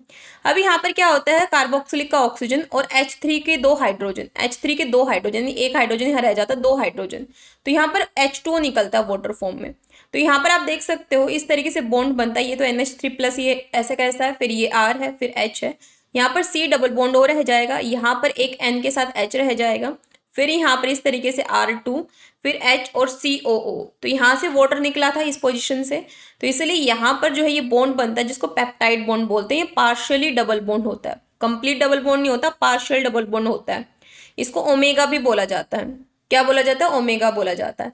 ये या तो 0 डिग्री रहेगा या 180 डिग्री रहेगा, ये रोटेट नहीं कर सकता। इसके अलावा यहाँ पर ये जो अल्फा कार्बन है, ये अल्फा कार्बन और ये कार्बोक्सिलिक ग्रुप के बीच का जो बॉन्ड रहेगा, सी सी के बीच का, ये साई बॉन्ड रहेगा। कैसा, सी सी साई, प्रोनाउंसिएशन देखो, सी सी साई, साई बॉन्ड रहेगा। दूसरे अमीनो एसिड में देखिए, ये जो अल्फा कार्बन है और ये जो NH है, इसके बीच का जो बॉन्ड रहेगा ये फाई बॉन्ड रहेगा। क्या रहेगा, फाई बॉन्ड रहेगा। तो फाई और साई दोनों टोर्सन एंगल होते हैं, जो कि +180 डिग्री और -180 डिग्री हो सकते हैं। इन्हीं को रामाचंद्रन प्लॉट में हम लोग पढ़ते हैं। ठीक है, तो आप देख सकते हो ये सारी चीजें यहाँ पर लिखी हुई हैं। यहाँ पर एक अमीनो एसिड ये बना दिया गया है, एक अमीनो एसिड ये बना दिया गया है, वाटर रिलीज होता है, पेप्टाइड बॉन्ड बनता है। पेप्टाइड बॉन्ड जो होता है पार्शियल डबल बॉन्ड होता है, रिजिड होता है, प्लेनर होता है, prevent free rotation around the bond, restricted rotation. Then यहाँ पर ये ओमेगा बॉन्ड भी बोलते हैं, पेप्टाइड बॉन्ड को रोटेट नहीं कर सकता। C अल्फा और C डबल बॉन्ड के बीच के बॉन्ड को साई बॉन्ड कहा जाता है, प्लस और -180 डिग्री हो सकता है। C अल्फा और N के बॉन्ड को साई फाई बॉन्ड कहा जाता है, प्लस और -180 डिग्री हो सकता है। इसके अलावा यहाँ पर जो ये हमारा पेप्टाइड बॉन्ड बना है, ये इस तरीके से अगर सेम डायरेक्शन में है दोनों के दोनों, ऑक्सीजन और हाइड्रोजन, तो ये हमारा सिस कॉन्फ़िगरेशन है। और अगर इस तरीके से तो ट्रांस कॉन्फ़िगरेशन है, ट्रांस कॉन्फ़िगरेशन ज़्यादा स्टेबल है। फाई और साई बॉन्ड के बारे में मैंने आपको बता दिया। ट्रांस कॉन्फ़िगरेशन जो होता है अमीनो एसिड को ज्यादा स्टेबल होता है, एक्सेप्ट प्रोलिन और वैलिन, क्योंकि प्रोलिन और वैलिन दोनों का सिस और ट्रांस कॉन्फ़िगरेशन इक्विवेलेंट होता है। वैलिन और proline both are exception that coexist in both cis and trans configuration. बाकी जितने भी अमीनो एसिड होते हैं ना, सब ट्रांस कॉन्फ़िगरेशन में अपने आप को स्टेबल महसूस करते हैं, लेकिन वैलिन और प्रोलिन के लिए सिस और ट्रांस दोनों ही सेम चीज है उनके लिए। Peptide unit is planar due to the restricted rotation around. तो पेप्टाइड बॉन्ड किस किस के बीच में फॉर्म हो रहा है, C डबल बॉन्ड O और NH के बीच में तो फॉर्म हो रहा है। ठीक है, क्वेश्चन देख सकते हो आप यहाँ पर, पेप्टाइड यूनिट, ये C अल्फा और C के बीच के बॉन्ड को तो हम बोलते हैं हम लोग साई बॉन्ड। ये C अल्फा और N के बीच का जो बॉन्ड है ये वाला होगा फाई बॉन्ड। तो और ये C प्राइम और N के बीच का जो बॉन्ड है ये हमारा पेप्टाइड बॉन्ड। तो पेप्टाइड बॉन्ड ये पूछ रखा है, तो ये जो C प्राइम है और N है इसके बीच का बॉन्ड होगा, C प्राइम C के बीच का होता है हमारा साई, C प्राइम ये होगा हमारा फाई। तो केवल सेकंड ऑप्शन रह गया हमारा। ठीक है, तो वही चीज जो मैंने आपको बता दी वही यहाँ पर बना के बता रखी है, किस तरीके से यहाँ पर हाइड्रोजन रिलीज होता है और किस तरीके से पेप्टाइड बॉन्ड बनता है।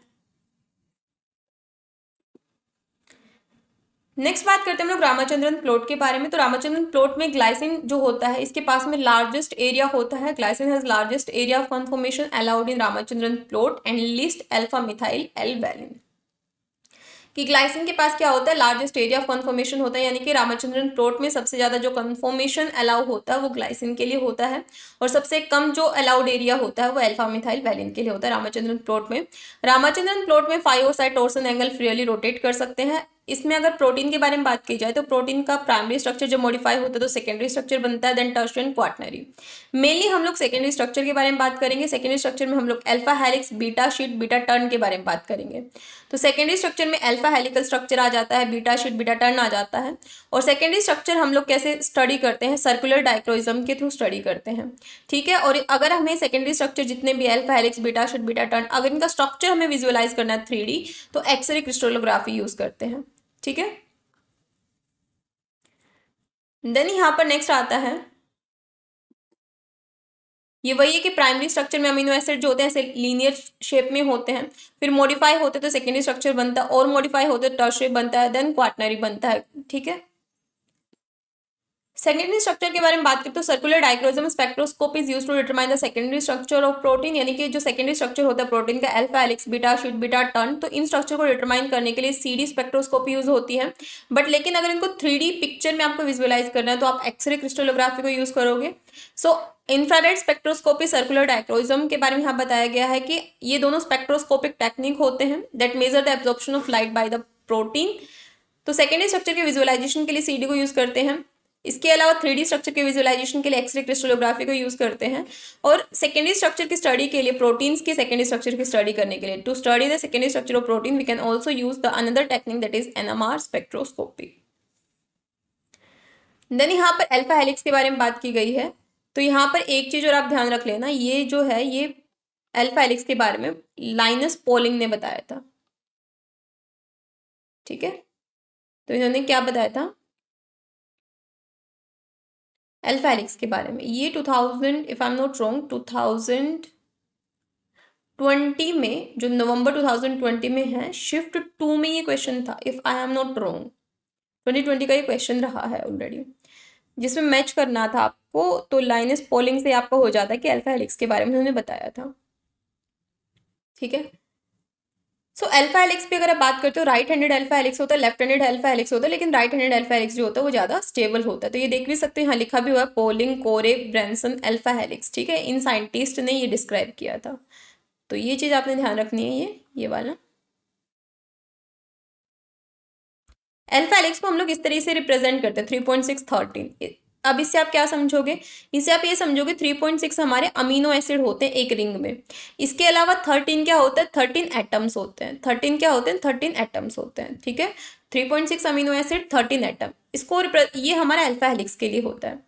जबकि जो बीटा शीट होती है ना, बीटा शीट के लिए आप कुछ, बीटा शीट या बीटा टर्न के लिए आप लोग इस तरीके से लिखते हो 310। 310 का मतलब क्या है, 3 एटम होंगे, सॉरी 3 अमीनो एसिड होंगे और 10 होंगे एटम्स।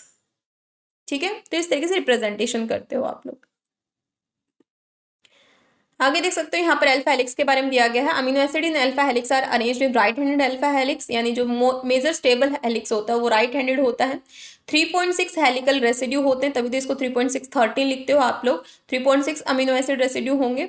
पोलिंग ने इसको सबसे पहले प्रपोज किया था। Short piece of left handed alpha helix occur with a large content of a chiral glycine. तो अल्फा हेलिक्स में बात करते हो तो आप लोग प्रोलिन और ग्लाइसिन जो होते हैं अनफेवरेबल होते हैं इसमें।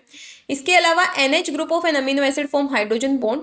तो यहाँ पर क्या होता है ना, यहाँ पर इस तरीके से लिखते हो, जो हाइड्रोजन बॉन्ड फॉर्म होता है ना वो I+I+4 के बीच में फॉर्म होगा।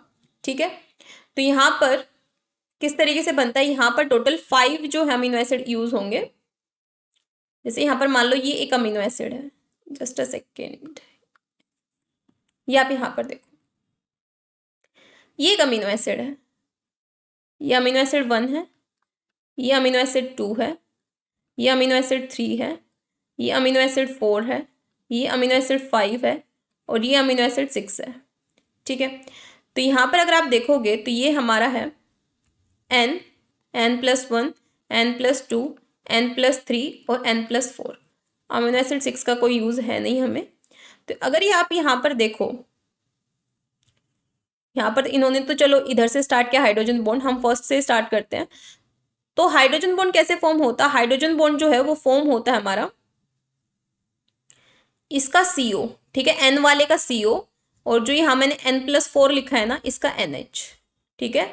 तो N और N+4 के बीच में फॉर्म होता है। N को आप कई बार I भी लिख देते हो और इसको I+4 भी लिख देते हो। तो I का C डबल बॉन्ड O के बीच और इसके NH बॉन्ड के बीच में अल्फा हेलिक्स फॉर्म होता है, ठीक है। So NH group of amino from hydrogen bond and CO of the amino acid four residue. Wait for a second, wait.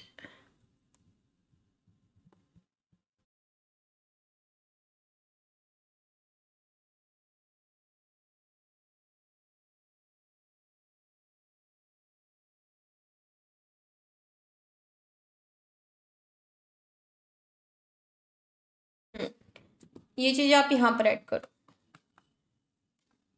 Alpha helix के बारे में। Right handed alpha helix most stable होगा, ठीक है। इसको रिप्रेजेंट करते हो 3.613 से, यानी 13 एटम्स 3.6 अमीनो एसिड। बॉन्ड किसके बीच में बनेगा? I और I+4 के बीच में, यानी N या N+4 के बीच में। ये रहेगा CO और ये रहेगा NH, यानी टोटल 5 अमीनो एसिड यूज होते हैं, जिसमें फर्स्ट अमीनो एसिड का CO और फिफ्थ वाले अमीनो एसिड का NH जो है वो यहाँ पर हाइड्रोजन बॉन्ड बनाता है, हाइड्रोजन बॉन्ड। इसके अलावा ये दिया था, इन्होंने प्रपोज किया था ये बॉलिंग ने, और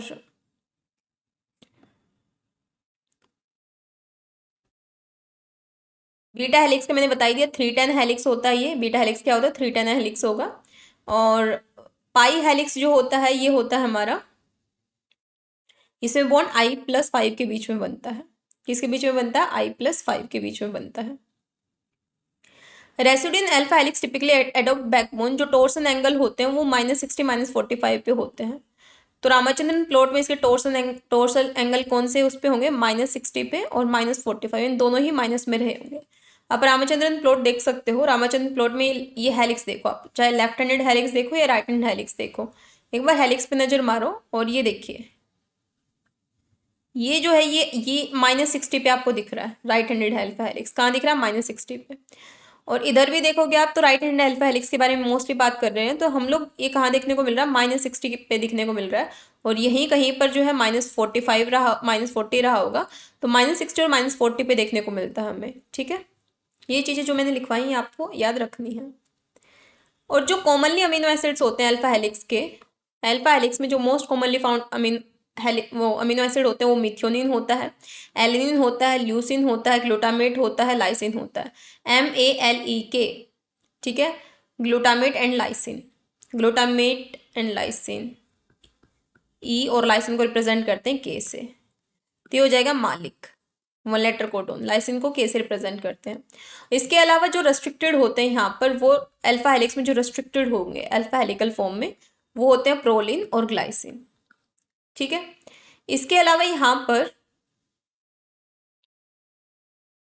ग्लाइसिन सबसे ज्यादा पाया जाता है रामाचंद्रन प्लॉट में, सबसे ज्यादा पाया जाने वाला होता है ये RP यानी Ramachandran plot.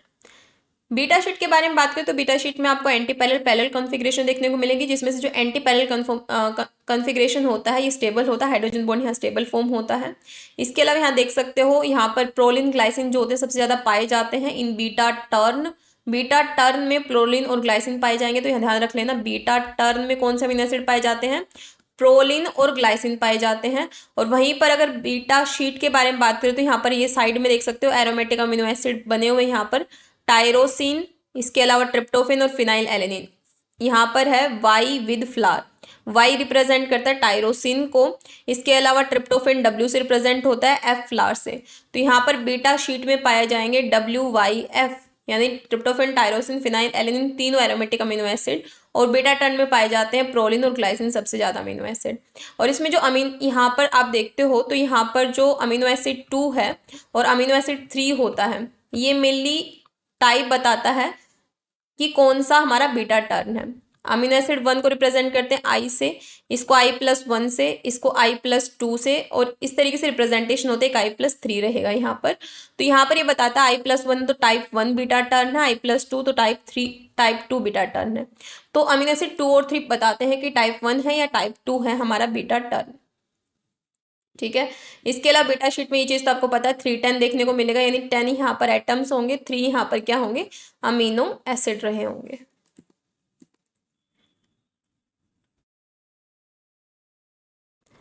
Beta turn N और n+3 के बीच में फॉर्म होता है। ठीक है, जैसे हमारा अल्फा जो है वो n और n+4 के बीच में था, इसके अलावा ये n और n+3 के बीच में होता है। क्वेश्चन देखिए अब आप। An alpha helix in a peptide or protein is characterized by hydrogen bond and characteristics dihedral angle. Choose the right combination. Alpha helix के बारे में बोला गया है। तो हाइड्रोजन बॉन्डिंग किस किस के बीच में फॉर्म होती है मैंने आपको ऑलरेडी बता दिया है। n और n+4 अगर हैं तो n का CO रहेगा, इसका NH रहेगा। तो यहाँ पर अमाइड CO रहेगा I का, n को I भी रिप्रेजेंट कर सकते हो, इसको भी I से रिप्रेजेंट कर सकते हो I+4। तो I का रहेगा CO और NH I+4 का रहेगा NH। इसके अलावा दोनों ही माइनस में होते हैं, -60 के हेलो -40 ये हमारे माइनस में रहेंगे। तो ये दो तो वैसे ही कट जाते हैं क्योंकि एक में -50 और -6 प्लस प्लस माइनस वाला तो है ही नहीं हमारा कॉम्बिनेशन, है ना। इसके अलावा यहाँ पर जो है फर्स्ट स्टेटमेंट हमारा करेक्ट जाता है, यही चीजें हम लोगों ने पढ़ी है। ठीक है, आगे देखो, given below are the statement related to the protein structure, the dihedral angle of amino acid in X. तो यहाँ पर ये acetyl X N methyl amide Ramachandran plot दिया गया, इसमें जो एक्स है ये कोई अमीनो एसिड है that occur in very small but equal area in left and right quadrant, it can be concluded that X is not one of the 20 coded amino acid. बिल्कुल रामाचंद्रन प्लॉट से हम लोग इनकोड कर सकते हैं अमीनो एसिड के बारे में, तो फर्स्ट करेक्ट है। The dihedral angle of 20 residue peptide represented Ramachandran plot. It is possible to conclude that peptide does not have a proline. बिल्कुल हम लोग अमीनो एसिड के बारे में इनकोड कर सकते हैं, ऐसा नहीं कि इनकोड नहीं कर सकते, लेकिन सेकंड ऑप्शन बोला कि नहीं कर सकते इनकोड, बिल्कुल कर सकते हैं। रामाचंद्रन प्लॉट से हम लोग पता कर सकते हैं कौन सा अमीनो एसिड है। इसके अलावा अल्फा हेलिकल फॉर्म में है, बीटा शीट, सब डिड्यूस कर सकते हैं, सब पता कर सकते हैं। Two protein can have similar fold even if they don't have significant similarity in the primary structure. बिल्कुल सिमिलर फोल्ड हो सकते हैं। On denaturation of protein by urea, urea क्या करता है, यूरिया जो होते हैं नॉन कोवेलेंट बॉन्ड जो होते हैं, जो नॉन कोवेलेंट बॉन्ड है, नॉन कोवेलेंट बॉन्ड कौन कौन से हो जाते हैं हमारे, weak bond, hydrogen bond, hydrophobic bond, ये नॉन कोवेलेंट बॉन्ड्स होते हैं हमारे, तो इनको ब्रेक करने के लिए यूज होता है। जबकि यहाँ पर एक और होता है हमारा बीटा मरकैप्टोइथेनॉल। बीटा मरकैप्टोइथेनॉल जो होते हैं कोवेलेंट बॉन्ड को डिनेचर करता है। कोवेलेंट बॉन्ड के टाइप कौन से हो जाते हैं, कोवेलेंट बॉन्ड जैसे पेप्टाइड बॉन्ड कोवेलेंट बॉन्ड है, disulphide bond peptide disulphide bond covalent bond है, तो इनको ब्रेक करने के लिए बीटा मरकैप्टोइथेनॉल यूज होता है। So on denaturation of protein by urea the interaction that would be disturbed are ionic bond and van der Waals. बिल्कुल डाइसल्फाइड बॉन्ड जो है उसको इंटरप्ट नहीं करेगा क्योंकि डाइसल्फाइड बॉन्ड को यूरिया नहीं कर सकता, यूरिया केवल नॉन कोवेलेंट को करता है और डाइसल्फाइड बॉन्ड हमारा कोवेलेंट है, तो डी वाला भी करेक्ट। तो ए सी डी तीनों करेक्ट हो जाएंगे।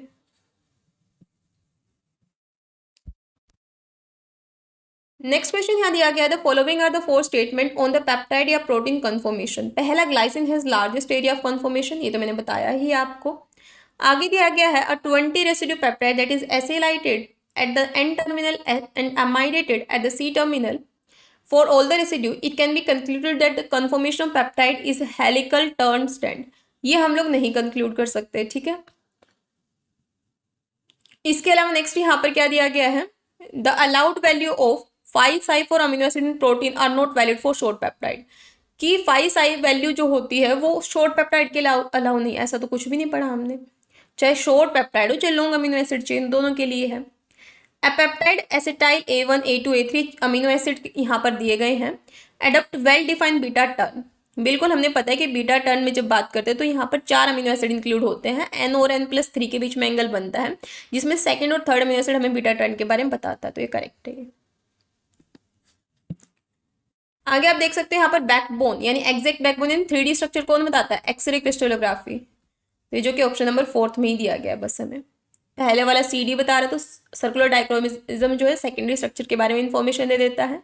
Number of proton with deuterium पता नहीं कर सकते, हाइड्रोजन के साथ पता कर सकते हैं। इसके अलावा नेक्स्ट हमारा जो फोर्थ वाला इसमें दिया गया, एक्सरे डिफ्रैक्शन टेक्नोलॉजी को हम लोग यूज कर सकते हैं हाई रिजोल्यूशन के लिए, तो एब्सोल्युटली इट्स करेक्ट। नेक्स्ट ये है ना 30 रेसिड्यू पेप्टाइड,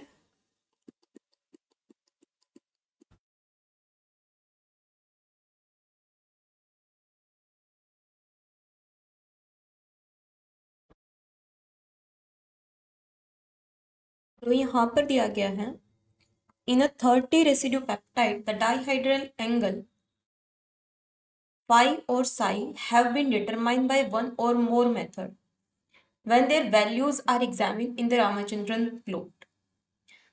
देन यहाँ कुछ स्टेटमेंट है। पहला है not possible for phi and psi values to be distributed in the helical as well as beta sheet region. Not possible to find psi value to be distributed कि phi और psi values can't be distributed in the helical और beta sheet region. लेकिन ये तो हमारा क्या हो जाएगा, इनकरेक्ट हो जाएगा, क्योंकि रामाचंद्रन प्लॉट में मेनली हम लोग क्या करते हैं, phi and psi torsion angle के बारे में बात करते हैं। देन आता है possibly that phi and psi values are only in the helical region although circular dichroism spectral study indicate beta sheet formation. कि जो सीडी स्पेक्ट्रोस्कोपी है वो केवल बीटा शीट के बारे में बताएगी, लेकिन सीडी स्पेक्ट्रोस्कोपी जो है वो तो हमारी सेकेंडरी स्ट्रक्चर के बारे में कंप्लीट इन्फॉर्मेशन देती है। सेकेंडरी स्ट्रक्चर ऑफ प्रोटीन के बारे में उससे पता करते हैं, उसकी स्टडी करते हैं। Possible to conclude that the peptide is composed of entirely D amino acid. कि रामाचंद्रन प्लॉट में फाई और साई वैल्यू को देखकर हम लोग ये कंक्लूड कर सकते हैं that the peptide is composed of entirely D amino acid. बिल्कुल, रामाचंद्रन को प्लॉट को देखकर हम लोग अमीनो एसिड के बारे में पता कर सकते हैं, वो बीटा कन्फर्मेशन है, अल्फा कन्फर्मेशन है, क्या है उसको डिड्यूस कर सकते हैं। इसके अलावा डी अमीनो एसिड है या एल अमीनो एसिड है उसके बारे में पता कर सकते हैं। So it is possible to conclude that peptide is composed of entirely D amino acid और L amino acid by examining the Ramachandran plot, by examining the values of find the side dihedral angle in the Ramachandran plot. Next यहाँ है following are the statement on beta turn. कुछ statement यहाँ पर दिए गए हैं beta turn से related. All the 20 coded amino acid have equal propensity to form beta turn. All the 20 coded amino acid have equal propensity to form beta turn. Just a second.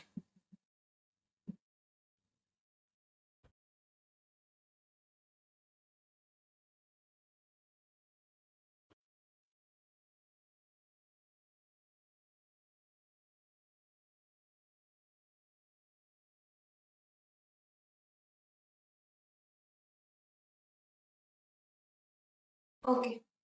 All the 20 coded amino acid have equal propensity to form beta turn. कि जितने भी 20 के 20 amino acid होते हैं सबके पास equal propensity होती है beta turn form करने की। लेकिन मैंने तो आपको बताया कि अल्फा हेलिक्स में मिथियोनिन, एलेनिन, लाइसिन, इन सब की प्रोपेंसिटी ज़्यादा है। इसके अलावा बीटा टर्न में प्रोलिन और ग्लाइसिन की है, तो ये तो हमारा इनकरेक्ट हो जाएगा। Proline can not occur in beta turn. अरे प्रोलिन और ग्लाइसिन की तो सबसे ज्यादा यहाँ पर स्ट्रांगली फेवर करता है बीटा टर्न। प्रोलिन ग्लाइसिन को सबसे ज्यादा बीटा टर्न फेवर करता है, WYF को बीटा शीट फेवर करता है। इसके अलावा अल्फा हेलिक्स में अगर आप बात करते हो तो methionine, alanine, leucine, glutamate, lysine, इनको सबसे ज्यादा फेवर करता है अल्फा हेलिक्स। नेक्स्ट यहाँ पर proline glycine sequence strongly favour beta turn, absolutely. In asparagine glycine beta turn asparagine can have positive find the psi value. तो ये स्टेटमेंट जो है ये करेक्ट है कि एस्पारेजिन और ग्लाइसिन बीटा टर्न में जब देखते हैं तो इसमें एस्पारेजिन की वैल्यू जो होती है वो पॉजिटिव होती है। तो इसका हो जाएगा हमारा C and D. Indicate which one of the following statement about nucleic acid and protein structure is correct. Hydrogen bonding between the base in the major and minor group DNA is absent. कि जो hydrogen bonding होती है nucleic acid में वो absent होगी in the major minor group, ये तो गलत है। Both uracil and thymine have methyl group but at different position. The backbone dihedral angle of alpha helix and beta sheet are very similar, only the hydrogen bonding pattern is different. कि जो dihedral angle होते हैं phi और Sai alpha helical के वो similar होते हैं। No. Beta turn is formed by 4 amino acid. कि बीटा टर्न में 4 अमीनो एसिड होते हैं। तो मैंने ये चीज आपको बताई थी कि बीटा टर्न में 4 अमीनो एसिड होंगे, जिसमें कि वहां पर हम लोगों ने N और N+3 के बीच में कन्फर्मेशन देखा था। तो N एक अमीनो एसिड हो गया, N+1 दूसरा अमीनो एसिड होगा, N+2 तीसरा, N+4 चौथा अमीनो एसिड। तो 4 अमीनो एसिड होते हैं, जिसमें से कि सेकेंड और थर्ड अमीनो एसिड हमें ये बताता है कि which type of beta turn is this. So the type of beta turn is determined by the dihedral angle of the second and third amino acid. तो ये करेक्ट है, हम लोग ऑलरेडी डिस्कस कर चुके हैं। नेक्स्ट देखिए which one of the following statement on the protein conformation detail below is incorrect. Incorrect पता करना है। पहला L amino acid can occur in type 1 beta turn where find the side angle are positive. Absolutely जो L amino acid होते हैं वो कहाँ पर देखने को मिल सकते हैं, अकर इन टाइप 1 बीटा टर्न। तो बीटा टर्न जब यहाँ पर आप देखते हो तो यहाँ पर देखने को मिलता है, बीटा सबसे ऊपर देखो बीटा शीट, तो यहाँ पर आप देख सकते हो इधर 0 है, ठीक है। तो यहाँ पर है कि where find the psi value are positive, कि यहाँ पर जो फाई और साई की वैल्यू होगी वो क्या रहेगी, वो पॉजिटिव रहेगी। तो ये बीटा शीट और बीटा टर्न के बारे में बात करेंगे तो फाई और साई का वैल्यू जो है वहाँ पॉजिटिव रहेगा।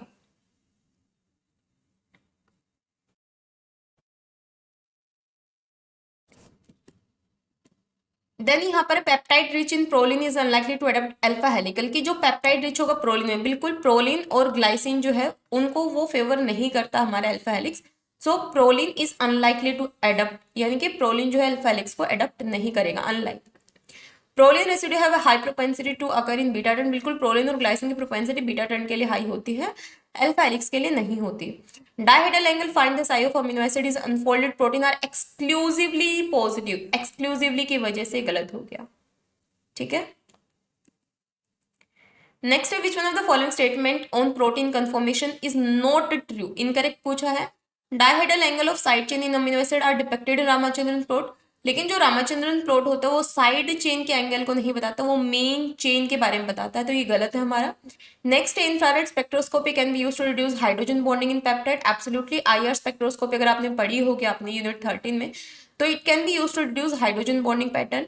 इसके बाद में 3 डायमेंशनल के लिए हम लोग एनएमआर को भी यूज करते, बिल्कुल करते हैं। जब पेप्टाइड लो 100 अमीनो एसिड लॉन्ग होंगे तो हम लोग एनएमआर को यूज करते हैं, अदरवाइज हम लोग एक्सरे को यूज करते हैं।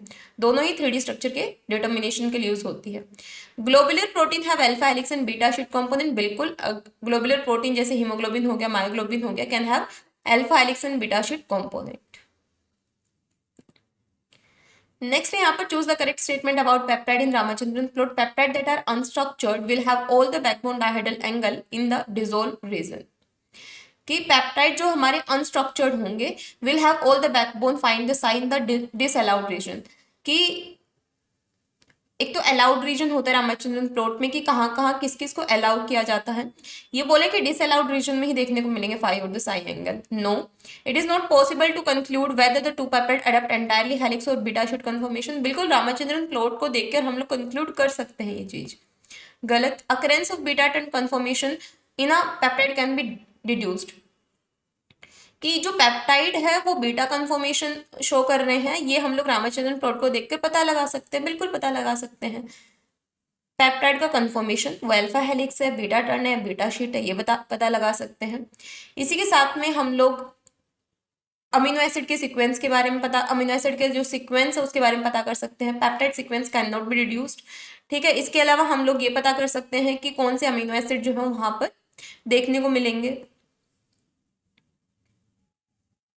Acetyl CONH2 exist in alpha helical conformation in solution, most of the backbone dihedral angle will be, तो अल्फा हेलिक्स ने बताया था कि मोस्टली हमारे माइनस में ही होगा, तो -60 कह लो, -30, कई जगह आपको -60 -40 देखने को मिलेगा, कई जगह -60 -50, तो माइनस में ही मोस्टली होंगे, तो नियर बाय जो हो उस पर आप टिक कर देना, ठीक है। Next, find the psi value of beta strand composed of all D amino acid will mainly occupy which quadrant in the Ramachandran plot। तो जनरली हम लोग यहाँ पर आप देख सकते हो डी कायरल है, मेनली एल को यूज करते हैं हम लोग, जो L type of Ramachandran plot देखोगे ना जिसमें एल अमीनो एसिड के बारे में बात होती है, मेनली हम लोग इसको देखते हैं, ये एल कायरल है, ठीक है। मेन तो ये कोई क्वेश्चन पूछा जाए तो यहाँ से आपको बताना है, लेकिन इसमें स्पेसिफाई कर दिया है, किसके बारे में स्पेसिफाई किया है इसमें, डी, ठीक है। तो यहाँ पर जो बीटा शीट कन्फर्मेशन एल में यहाँ था ये यहाँ पहुंच गया, जो यहाँ पर था लेफ्ट हैंडेड ये यहाँ पहुंच गया, जो यहाँ राइट हैंडेड था ये यहाँ पहुंच गया डी कायरल में, ठीक है। तो आपको डी कायरल में ही बताना है रामाचंद्रन प्लॉट में कि बीटा स्ट्रैंड का कंपोजिशन कहाँ होगा। तो बीटा स्ट्रैंड आप देख सकते हो लोअर साइड है, राइट लोअर साइड है, तो लोअर राइट, ठीक है। The area of allowed reason in the Ramachandran plot will be list 4, मैंने कहा था सबसे ज्यादा जो होता है वो ग्लाइसिन के लिए होता है, सबसे कम लिस्ट होगा अल्फा मिथाइल एल वेलेनिन के लिए, तो इट्स फोर्थ वन।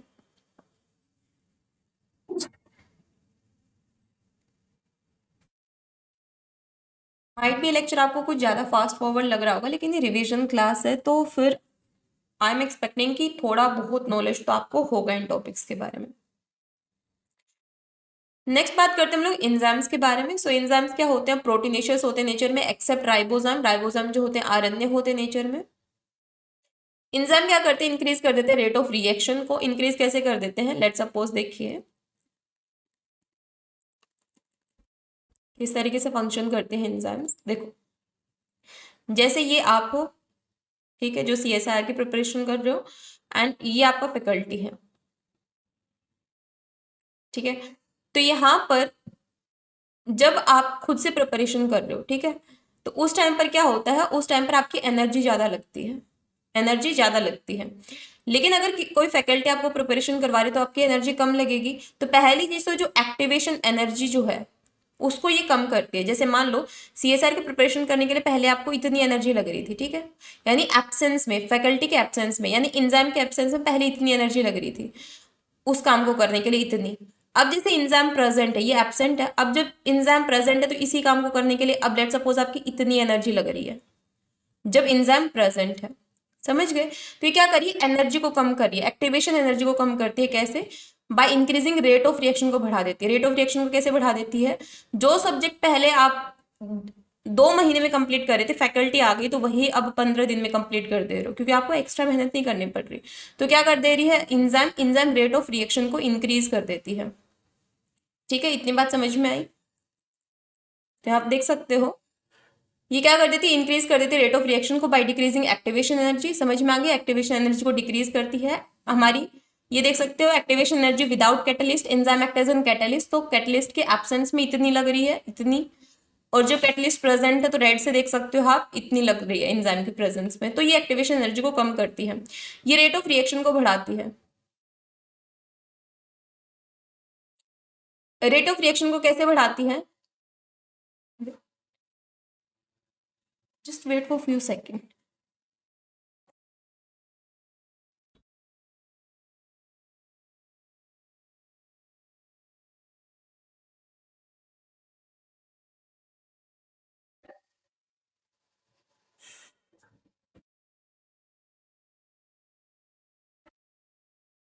सो ये रेट ऑफ रिएक्शन को इंक्रीज करती है। रेट ऑफ रिएक्शन को कैसे इंक्रीज करती है? 10⁴ टू 10⁻⁶ इतने टाइम्स ये रेट ऑफ रिएक्शन को इंक्रीज कर देती है। Energy lower the activation enzyme lower the activation energy of reaction by forming weak interaction with substrate. तो एंजाइम क्या करते हैं? एंजाइम जो एक्टिवेशन एनर्जी है उसको लो कर देती है। कैसे लो करती है? By forming weak interaction with substrate, substrate के साथ में वीक इंटरेक्शन फॉर्म करके। ठीक है, तो सबस्ट्रेट के साथ कैसा इंटरेक्शन बनाती है? वीक। सो यहाँ क्वेश्चन देख सकते हो आप, enzyme accelerate a reaction by which, enzyme accelerate reaction by which one of the following strategy. Enzyme कैसे एक्सेलरेट करती है रिएक्शन को? कौन से स्ट्रेटेजी से एक्सेलरेट करती है? पहला, decreasing energy required to form the transition state. Absolutely enzyme क्या करती है? जो एनर्जी है, एक्टिवेशन एनर्जी, उसको डिक्रीज कर देती है। नेक्स्ट है इंक्रीज करेगी? नहीं। इंक्रीज करेगी फ्री एनर्जी को? नहीं। इंक्रीज करेगी टर्नओवर नंबर? तो यहाँ पर हमारा कौन सा आ जाएगा? फर्स्ट वाला। Enzyme help to lower the activation energy of reaction by forming weak interaction with substrate. ये इक्विलिब्रियम को चेंज नहीं करती, ये चीज आप ध्यान रख लेना। Enzyme do not change equilibrium. Covalent interaction नहीं कर सकती, कोवलेंट इंटरेक्शन क्योंकि स्ट्रॉन्ग इंटरेक्शन है, वीक इंटरेक्शन करती है। Binding only with the solvent molecule, no.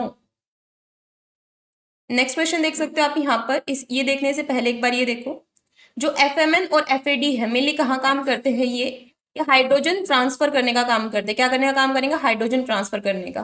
तो क्वेश्चन में यहाँ पर दिया गया है एफएडी। एफएडी और एफएमएन क्या करते हैं? थर्ड ऑप्शन देख सकते हो, एफएमएन और एफएडी हाइड्रोजन ट्रांसफर का काम करते हैं। तो इसका हो जाएगा ऑप्शन नंबर थर्ड। तो नेक्स्ट यहाँ पर देखो आप लोग, को एंजाइम क्या करती है? को एंजाइम जो है, coenzyme a complex structure consisting of ATP pantothenic acid. और ये क्या काम करती है? Coenzyme is involve in transfer of acyl group. Coenzyme acyl group को ट्रांसफर करती है, नाम से पता चल रहा है कोएंजाइम ए। ठीक है, ए यानी एसाइल ग्रुप को ट्रांसफर करेगी ये। तो यहाँ पर ए का हो जाएगा हमारा फोर्थ। नेक्स्ट है पायरिडॉक्सिल फॉस्फेट। पायरिडॉक्सिल फॉस्फेट में आप देख सकते हो, पायरिडॉक्सिल फॉस्फेट क्या करता है? It catalyse the transfer of amino group, amino group का ट्रांसफर करता है। सो सी का देखो, पायरिडॉक्सिल ग्रुप अमीनो ग्रुप का करेगा, तो सी का हो जाएगा हमारा second. Next thiamine pyrophosphate, thiamine pyrophosphate के बारे में देख सकते हो। थायमिन पायरोफॉस्फेट जो होता है कहाँ इन्वॉल्व होता है, एल्डिहाइड के ट्रांसफर के लिए। कहाँ इन्वॉल्व होगा, एल्डिहाइड के ट्रांसफर के लिए। तो यहाँ पर डी का क्या हो जाएगा, डी का हो जाएगा फर्स्ट। ठीक है, इसके लिए मैंने यहाँ पर नोट्स भी आप लोग के लिए ऐड कर दिए हैं, जिनको रेफर करना हो देख सकते हो इन स्लाइड्स को।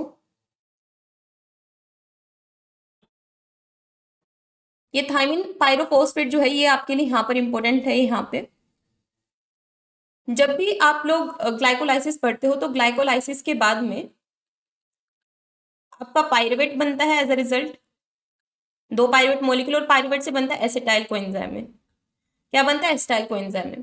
तो इस टाइम पर बहुत सारे एंजाइम यूज होते हैं, जैसे आप देख सकते हैं यहाँ पर टीपीपी एंजाइम जो है, लिपोइक एसिड एंजाइम यूज होता है, इसके अलावा कोएंजाइम ए, ये सारे यहाँ यूज होते हैं। फाइनली यहाँ क्या बन रहा है, एसिटाइल कोएंजाइम ए बन रहा है from pyruvic acid. Next same चीज यहाँ कोएंजाइम में एसाइल ग्रुप को ट्रांसफर कर देती है।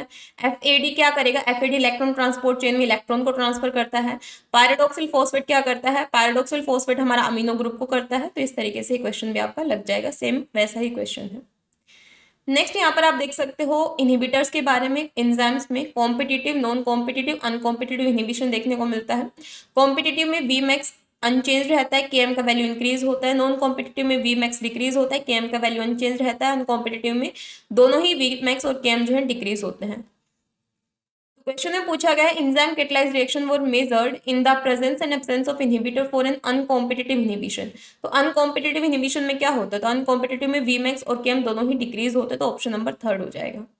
नेक्स्ट क्वेश्चन है from the following statement enzyme reaction rate by factor of 2 to 10। लेकिन हमने पढ़ा था एंजाइम जो है रिएक्शन को 10 to the power 4 to 10 to the power 6 इतने रेट से इंक्रीज करती है। तो फर्स्ट वाला 2 to 10 बोल रहा है, गलत। Activation energy for a reaction is lowered bye enzyme, बिल्कुल। एंजाइम क्या करती है, एक्टिवेशन एनर्जी को कम करती है, तो ये भी करेक्ट है। Interaction between enzyme and substrate are hydrogen bonding hydrophobic ion, बिल्कुल। ये सारे वीक इंटरेक्शन और वीक इंटरेक्शन नहीं करते एंजाइम हमारी सबस्ट्रेट के साथ में, करेक्ट है। Substrate concentration does not effect the rate of enzyme catalysed reaction, बिल्कुल सबस्ट्रेट कंसंट्रेशन इफेक्ट करेगा। मान लो यहाँ पर 10 सबस्ट्रेट हैं, तो एंजाइम जो है इसका इसका रेट कितने रेट से इनको कन्वर्ट करिए प्रोडक्ट में, बिल्कुल इफेक्ट करता है। तो substrate concentration affect the rate of enzyme catalysed reaction. ठीक है, तो इसका हो जाएगा बी और सी करेक्ट है, इसमें इनकरेक्ट पूछा तो ए और डी इनकरेक्ट है। नेक्स्ट यहाँ पर बात करते हैं ग्लाइकोलाइसिस के बारे में। ग्लूकोज से ग्लूकोज 6 फॉस्फेट हेक्सामिनेज की प्रेजेंस में बनता है, जहाँ पर एटीपी यूज किया जाता है। इसके अलावा ग्लूकोज 6 फॉस्फेट से फिर यहाँ पर फ्रक्टोज 6 फॉस्फेट बनता है। फ्रक्टोज से फ्रक्टोज 1,6 बिस फॉस्फेट बनता है। यहाँ पर 2 एटीपी अब तक यूज हो चुके हैं। फ्रक्टोज 1,6 बिस फॉस्फेट से एल्डोज एंजाइम काम करके डाइहाइड्रोक्सीएस्टोन फॉस्फेट ग्लिसरॉल्डिहाइड 3 फॉस्फेट के मॉलिक्यूल बनेंगे। फिर यहाँ पर फाइनली 2,1,3 बिस फॉस्फोग्लिसरेट के मॉलिक्यूल बनते हैं, और यहाँ पर NAD जो है वो NADH रिलीज होता है। इसके बाद में फिर यहाँ पर लास्ट में आप देखते हो तो फॉस्फोइनोल पायरुवेट से लास्ट में पायरुवेट बनता है लास्ट में। और यहाँ पर सबस्ट्रेट लेवल फॉस्फोराइलेशन देखने को मिलता है। ADP से डायरेक्ट 2 ATP बनते हैं यहाँ पर। ठीक है, तो यहाँ पर अगर ओवरऑल ग्लाइकोलाइसिस का रिएक्शन देखोगे तो 2 पायरुवेट के मॉलिक्यूल बनते हैं लास्ट में, 2 ATP और 2 NADH बनते हैं। सबसे इंपॉर्टेंट ये रिएक्शन आपको ध्यान रखनी है, ओवरऑल रिएक्शन। और 1 NADH is equal to 2.5 ATP। तो 2 NADH है तो इसका मतलब कितने हो गए, 2.5 into 2 is equal to 5 ATP, और 2 ATP अलग से निकली है तो 5 और 2 7। ठीक है, और ये चीज भी ध्यान रखनी है आपने, फॉस्फेनोल पायरुवेट से पायरुवेट बना तो यहाँ पर सबस्ट्रेट लेवल फॉस्फोराइलेशन हुआ है, यानी डायरेक्ट यहाँ पर ADP से ATP बना है, तो 2 बनते हैं यहाँ पर। ठीक है, तो नेक्स्ट यहाँ पर है ये जो पायरुवेट बना है, ये पायरुवेट जो है ये एरोबिक रेस्पिरेशन में क्रैब साइकिल में जाएगा, अनएरोबिक में ये क्या बनाएगा, फर्मेंटेशन में जाएगा, lactic acid fermentation, alcohol fermentation देखने को मिलेगा। देन यहाँ पर रेगुलेटर के बारे में बात कर लेते हैं, तो ग्लाइकोलाइसिस में हेक्सोकाइनेज एंजाइम यूज हुई है स्टार्टिंग में ही ग्लूकोज से ग्लूकोज 6 फॉस्फेट बनाने के लिए। तो उसको जो एक्टिवेट करता है, पॉजिटिवली एक्टिवेट करता है AMP, इनहिबिट करता है ग्लूकोज 6 फॉस्फेट, ATP और ग्लूकागोन। नेक्स्ट है PFK1 यानी फोस्फोफ्रक्टोकाइनेज 1। फोस्फोफ्रक्टोकाइनेज 1 कहाँ यूज होती है, फ्रक्टोज 6 फॉस्फेट से फ्रक्टोज 1,6 बिस फॉस्फेट बनाने के लिए यूज होती है। तो फोस्फोफ्रक्टोकाइनेज को जो पॉजिटिवली रेगुलेट करते हैं वो होते हैं फ्रक्टोज 2,6 बिसफॉस्फेट AMP, और इनहिबिट करता है ATP citrate H positive. Next आता है पायरुवेट काइनेज एंजाइम, जो फॉस्फोइनोल पायरुवेट से पायरुवेट बनता है फाइनली लास्ट स्टेप में, तो वो पायरुवेट काइनेज बनाती है। इसको पॉजिटिवली इफेक्ट करता है फ्रक्टोज 1,6 बिसफॉस्फेट ADP और AMP, और इनहिबिट करता है ATP एसिटाइल कोएंजाइम और एलेनिन। तो क्वेश्चन में पूछा गया fructose 2,6 bisphosphate is an allosteric inhibitor of phosphofructokinase 1। तो ये PFK1 ही है हमारी फोस्फोफ्रक्टोकाइनेज 1। तो इसका इनहिबिटर है क्या फ्रक्टोज 2,6 बिसफॉस्फेट, मैंने तो लिख रखा है एक्टिवेट करता है, तो ये गलत हो गया। नेक्स्ट यहाँ पर the TCA cycle intermediate succinate and oxaloacetate can be derived from the amino acid. अभी हम लोग ने क्रैब साइकिल पढ़ी नहीं है, तो आगे देखते हैं, लेकिन ये करेक्ट है। Diet rich in cysteine can compensate for methionine, नहीं। DKTP for DNA synthesis can be obtained from UTP, बिल्कुल। In the fatty acid biosynthetic pathway, the carbon atom from HCO3 negative in the synthesis of malonyl coenzyme is not incorporated in palmitic acid, ये भी correct है, ठीक है। तो इसका option number हो जाएगा सेकेंड। नेक्स्ट यहाँ पर देखो, the following are some statement regarding glycolysis. Glycolysis is not regulated by pyruvate kinase, बिल्कुल रेगुलेट करती है। रेगुलेटरी एंजाइम में लिखवा रखे हैं pyruvate kinase, hexokinase, phosphofructose kinase, बिल्कुल रेगुलेट करती है। Lactate can be the end product of glycolysis, बिल्कुल हो सकता है अगर पायरुवेट जो है एनारोबिक रेस्पिरेशन में चला जाए, तो फर्मेंटेशन में चला जाए, तो एनारोबिक कंडीशन में। तो लैक्टेट फर्मेंटेशन और एल्कोहल फर्मेंटेशन देखने को मिल सकता है, तो lactate can be the end product of glycolysis. Glycolysis can not function anaerobically, बिल्कुल करते हैं, अभी तो मैंने दिखाया आपको एनारोबिक कंडीशन में लैक्टेट फर्मेंटेशन एल्कोहल फर्मेंटेशन होता है, तो ये गलत है। In RBC the second site in the glycolysis for ATP generation can be bypassed, second site जो है बाईपास हो जाती है यहाँ पर। तो आप देख सकते हो ग्लिसरैल्डिहाइड से 1,3-बिसफॉस्फोग्लिसरेट बना है, उसके बाद आप देख सकते हो डायरेक्ट यहाँ पर 3-फॉस्फोग्लिसरेट बना है, बीच के जितने भी स्टेप थे वो सारे बाईपास हो गए हैं, तो बिल्कुल इरेथ्रोसाइट में second site in the glycolysis for ATP generation can be bypass. तो ऑप्शन नंबर इसका फोर्थ जो है ए और सी, ये इनकरेक्ट है और इनकरेक्ट पूछा गया है। नेक्स्ट यहाँ पर ये क्रैब साइकिल है। क्रैब साइकिल में कैसे होता है, पायरुवेट एसिटाइल कोएंजाइम में पायरुवेट डिहाइड्रोजनेज कॉम्प्लेक्स में आता है। पायरुवेट डिहाइड्रोजनेज कॉम्प्लेक्स में आप देख सकते हो पायरुवेट डिहाइड्रोजनेज एंजाइम इन्वॉल्व होती है।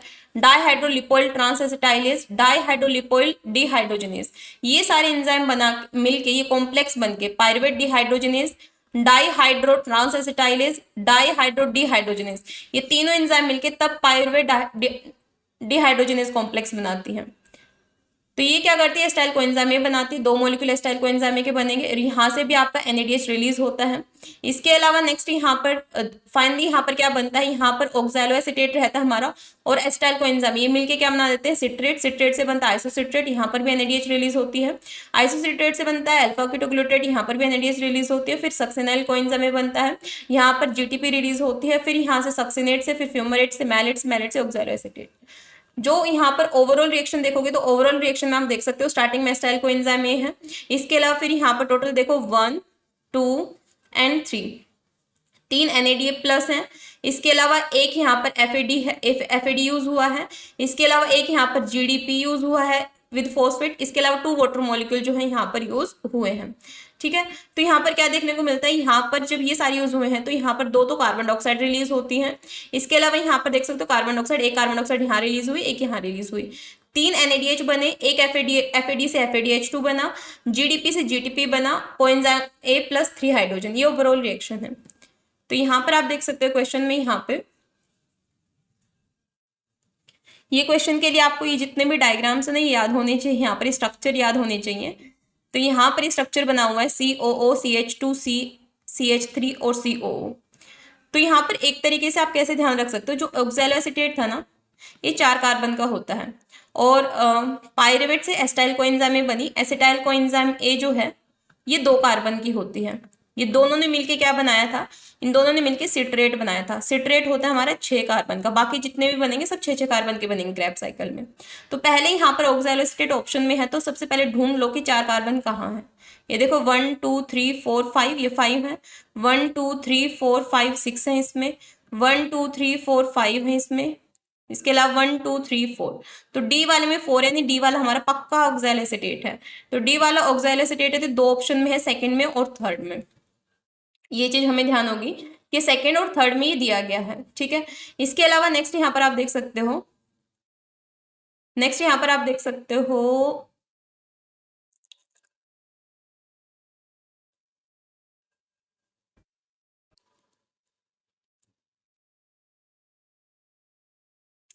अल्फा कीटोग्लूटरेट, ये भी ध्यान रख लो 1 2 3 4 5, 5 कार्बन का है अल्फा कीटोग्लूटरेट, ठीक है। तो अल्फा कीटोग्लूटरेट 5 कार्बन का है, तो यहाँ पर ये 5 कार्बन कितने हैं, ये अल्फा कीटोग्लूटरेट है। तो सी का अल्फा कीटोग्लूटरेट जो है ये इसमें है, ये ऑक्सैलोएसीटेट है। आइसोसिट्रेट और सिट्रेट, क्योंकि सिट्रेट से आइसोसिट्रेट बन रहा है, दोनों ही 6-6 कार्बन के रहे होंगे। तो यहाँ पर जो हमारा ये वाला है, ये वाला COO CH2CO, तो यहाँ पर आप देखोगे सिट्रेट का structure COO CH2 CCOO OH CH2COO। और यहाँ पर आइसोसिट्रेट में क्या डिफरेंस आया, आइसोसिट्रेट में ये देख सकते हो जो थर्ड पोजीशन पे कार्बन था ना, इसके साथ OH अटैच था, अब फोर्थ पे अटैच हो गया यहाँ पर, ठीक है, फिफ्थ वाले पे, सॉरी फिफ्थ वाले पे अटैच हो गया, तो देख सकते हो यहाँ पे, ये देख सकते हो, तो ये आइसोसिट्रेट रहा और यहाँ पर इसी के साथ अटैच है तो ये सिट्रेट रहा। तो ए का citrate, B isocitrate, C alpha ketoglutarate and D oxaloacetate. इसके बाद नेक्स्ट यहाँ पर इलेक्ट्रॉन ट्रांसपोर्ट चेन है। इलेक्ट्रॉन ट्रांसपोर्ट चेन कैसे चलती है, इस तरीके से हमारा जो है माइटोकॉन्ड्रिया रहता है, ये हमारा आउटर मेम्ब्रेन है, इंटर मेम्ब्रेन स्पेस है, ये इनर मेम्ब्रेन है, ये मैट्रिक्स है। तो इंटर मेम्ब्रेन स्पेस जो होते हैं यहाँ पर कॉम्प्लेक्सेस लगे होते हैं, यहाँ से क्या होता है जो हाइड्रोजन है वो इंटर मेम्ब्रेन स्पेस में जाता है। तो जो प्रोटोन मोटिफ है ना, जितने भी प्रोटॉन्स होते हैं इंटरमीडिएट इंटर मेम्ब्रेन स्पेस में बनते हैं, इंटर मेम्ब्रेन स्पेस में आके कलेक्ट होते हैं, ठीक है। इसके बाद में यहाँ देख सकते हो कॉम्प्लेक्स वन में क्या होता है, NADH से NAD2, NAD प्लस से NADH, फिर FADH से FAD। इसके बाद में बीच में यूबिक्विनोन और साइटोक्रोम C जो होते हैं बीच में दो कॉम्प्लेक्स को जोड़ने का काम कर रहे हैं यहाँ पर, ठीक है। कॉम्प्लेक्स 3, कॉम्प्लेक्स 4 और फाइनली कॉम्प्लेक्स 5 में क्या होता है, कॉम्प्लेक्स 5 में ATP सिंथेज जो होती है वो ATP बनवाने का काम कर देती है, F0 F1 कॉम्प्लेक्स। सो यहाँ पर फिर इनहिबिटर्स के नाम दिए गए हैं कि ये कॉम्प्लेक्स 1 को कौन कौन इनहिबिट करते हैं, लिस्ट है यहाँ पर। कॉम्प्लेक्स 2 को कौन कौन इनहिबिट करता है, लिस्ट है यहाँ पर। कॉम्प्लेक्स 3 को एक्टिनोमाइसिन ए इनहिबिट करता है। कॉम्प्लेक्स 4 को साइनाइड इनहिबिट करता है। कॉम्प्लेक्स 5 को ओलिगोमाइसिन एंड जिबॉक्सिन इनहिबिट करता है। क्वेश्चन देखो कैसे पूछे गए हैं, प्रोटोन मोटिव फोर्स, कहां पर प्रोटोन इकट्ठा होते हैं, इंटरमेम्ब्रेन स्पेस में, so pumping proton out into intermembrane space. Next question है coupling of the reaction center of oxidative phosphorylation is achieved by which one of the following.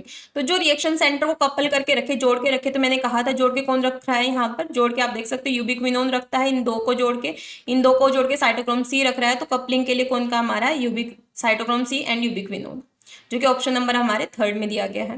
Next है rotenone is an inhibitor of the electron transport chain, the addition of rotenone to the cell result in which of the following. तो rotenone आप देख सकते हो किसको inhibit कर रहा है, रोटिनोन जो है कॉम्प्लेक्स 1 को ही इनहिबिट कर दे रहा है। कॉम्प्लेक्स 1 ही अगर इनहिबिट है तो एटीपी का सिंथेसिस तो वैसे ही नहीं होगा। सो generation of mitochondrial reactive oxygen space and block in ATP generation. Next यहाँ पर पूछा गया कौन कौन से कंपोनेंट को इनहिबिट करते हैं, तो रोटिनोन कॉम्प्लेक्स 1 को ही इनहिबिट कर देता है हमारा। तो यहाँ पर आप देख सकते हो रोटिनोन, इसके अलावा यहाँ पर ये पूरा लिस्ट है, एंटियोमाइसिन ये इनहिबिट करता है, एंटीमाइसिन कॉम्प्लेक्स 3 को इनहिबिट कर रहा है ये,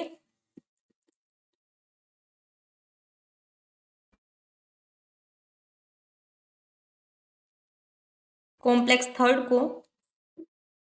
तो कॉम्प्लेक्स 3 यहाँ पर आप देख सकते हो ये अपना है कॉम्प्लेक्स 3, इसी को इनहिबिट कर देगा। तो साइटोक्रोम C जो है अगले वाले में लेके नहीं जा पाएगा, अगले वाला होता है साइटोक्रोम A B, ये सारे कंपोनेंट यहाँ इंक्लूड होते तो यहाँ नहीं जा पाएगा, तो ये साइटोक्रोम को मेनली इनहिबिट कर रहा है। Block electron transport from cytochrome B to cytochrome C1, तो A का तो फोर्थ हो जाएगा अपना, जो कि ऑप्शन नंबर सेकंड में ही दिया गया है, ठीक है।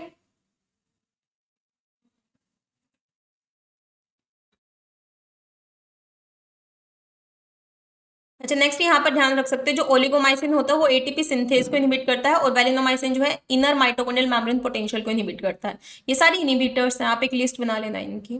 नेक्स्ट यहाँ पर नेट रिएक्शन दी गई है एस्टाइल कोएंजाइम में 3NAD FAD GDP, और यही रिएक्शन मैंने बताई थी। ऊपर वाले में आप देख सकते हो एस्टाइल कोएंजाइम में 2NAD प्लस 2 नहीं होते 3 होते हैं, नीचे वाले में 2NAD दे रखा 2 नहीं होते, इसमें 1 दे रखा तो 1 नहीं होता, 3NAD यूज होते हैं, तो जो कि हमारे ऑप्शन नंबर बी में है। नेक्स्ट यहाँ पर रिएक्शन दी गई, रिएक्शन में यहाँ पर आप देख सकते हो एक तरफ Km है एक तरफ Kcat है, तो कैटालिटिकल एफिशिएंसी हम लोग Kcat बाई Km से निकालते हैं। Kcat का वैल्यू पहले में 26 दे रखा है, अपॉन Km का वैल्यू 4.02 लिख रखा है, तो यहाँ पर जब आप इनको डिवाइड करोगे तो 6.46 आता है। सिमिलरली तीनों को डिवाइड करोगे Kcat की वैल्यू यानी 37 बाई 1.51 करो, 18 बाई 0.64 करो, तो ये वैल्यूज निकल के आएंगी आपकी। तो यहाँ पर सबसे ज्यादा डाइजेस्ट सबसे ज्यादा किसका देखने को मिला है मोस्ट रैपिडली, तो यहाँ पर ये देखो ये वाले में देखो 28 इतना कैटालिटिकल एफिशिएंसी आया है PAPA और F की, तो ये सबसे ज्यादा फास्टली डाइजेस्ट होता है, तो ए करेक्ट है हमारा और बी वाला इनकरेक्ट है। बी वाला इनकरेक्ट है तो ये भी जाता है, ए वाला केवल एक ही ऑप्शन में, तो ऑप्शन नंबर फर्स्ट हमारा करेक्ट हो जाएगा। नेक्स्ट यहाँ पर coenzyme involve in the formation of acetyl coenzyme from pyruvate, तो मैंने कहा था पाइरुवेट से एस्टाइल कोएंजाइम बनाना, तो पाइरुवेट डिहाइड्रोजन कॉम्प्लेक्स यूज होती है जिसमें कि 3 एंजाइम यूज होते हैं कौन कौन से? Thiamine pyrophosphate, lipoic acid and FAD, ये मेनली यहाँ पर यूज होते हैं कोएंजाइम में। मैंने आपको ये चीजें बताई थी। जो मैंने टीपीपी बताया था तो मैंने तीनों के नाम आपको बताए थे, thiamine pyrophosphate, lipoic acid and FAD. Following are four enzymatic reaction involved in the glycolysis in which of the following step ATP generated? कौन से स्टेप पर एटीपी जनरेट होते हैं? तो सबस्ट्रेट लेवल फॉस्फोरिलेशन के टाइम पर एटीपी जनरेट हो रही थी, बाकी हमारा NADH जनरेट हो रहा था। तो फॉस्फेनॉल पायरुवेट से पायरुवेट काइनेज की हेल्प से जब पायरुवेट बनता है तो सबस्ट्रेट लेवल फॉस्फोरिलेशन से 2 एटीपी जनरेट होते, तो ऑप्शन नंबर सी। नेक्स्ट यहाँ पर ग्लाइकोजेनोलाइसिस और ग्लाइकोजेनेसिस बताया गया, नहीं ग्लूकोज से ग्लाइकोजन का बनना और ग्लाइकोजन से ग्लूकोज का बनना, ठीक है। तो यहाँ पर जब ग्लूकोज से ग्लाइकोजन यहाँ पर बन रहा है तो आप देख सकते हो ग्लूकोज से ग्लूकोज 6 फॉस्फेट, ग्लूकोज 6 फॉस्फेट से ग्लूकोज 1 फॉस्फेट, ग्लूकोज 1 फॉस्फेट से ग्लूकोज यूडीपी, यूडीपी से फिर ग्लाइकोजन, इस तरीके से यहाँ पर फॉर्मेशन देखने को मिलती है। तो क्वेश्चन देख सकते हो, the first step in glycogen breakdown release glucose unit S. तो यहाँ पर क्या बनता है? Glucose 1 phosphate. फर्स्ट स्टेप यही होता है, ग्लाइकोजन से क्या बनता है? ग्लाइकोजन से पहले ग्लूकोज 1 फॉस्फेट बनता है जब ग्लाइकोजन का ब्रेकडाउन होता है। तो नेक्स्ट यहाँ पर टीसीए साइकिल से ही पूछा गया है यहाँ पर। सो यहाँ पर ए टू डी आपको करेक्ट स्टेटमेंट बताना है। यहाँ पर कौन कैसे रिलीज यहाँ पर देखने को मिल रहा है? तो आइसोसिट्रेट से जब अल्फा कीटोग्लूटारेट बनता है तो आप देख सकते हो यहाँ पर आइसोसिट्रेट से अल्फा कीटोग्लूटारेट जब बनता है तो NADH रिलीज हो रहा है। क्या रिलीज हो रहा है? NADH।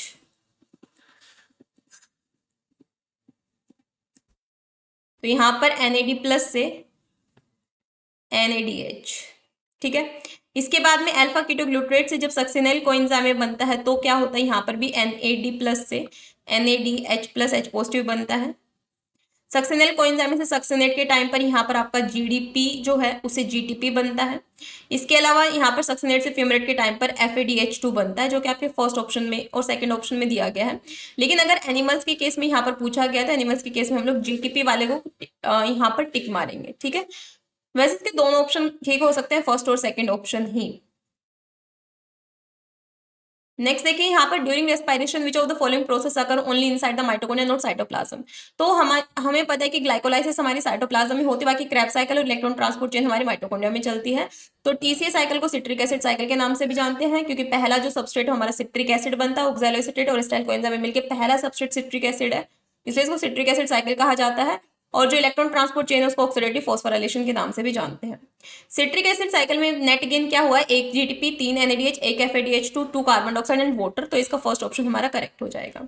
सिमिलरली नेक्स्ट में भी बोला गया है यहाँ पर 2 GTP नहीं होते, 2 GTP नहीं होते, 1 GTP होता है, 2 NADH नहीं होते, 3 NADH होते, तो ऑप्शन नंबर थर्ड हो जाएगा। Next, what is the effect of sudden increase in the ATP level. तो एटीपी अगर बहुत ज्यादा, तो हमें पता है एटीपी क्या करती है? इनहिबिट कर देती है एंजाइम्स को। एंजाइम इनहिबिट होते तो यहाँ पर ग्लाइकोलाइसिस क्या हो जाएगी? इनहिबिट हो जाएगी। आप देख सकते हो मैंने रेगुलेटर में बताया भी है कि एटीपी इनहिबिट कर दे रही है।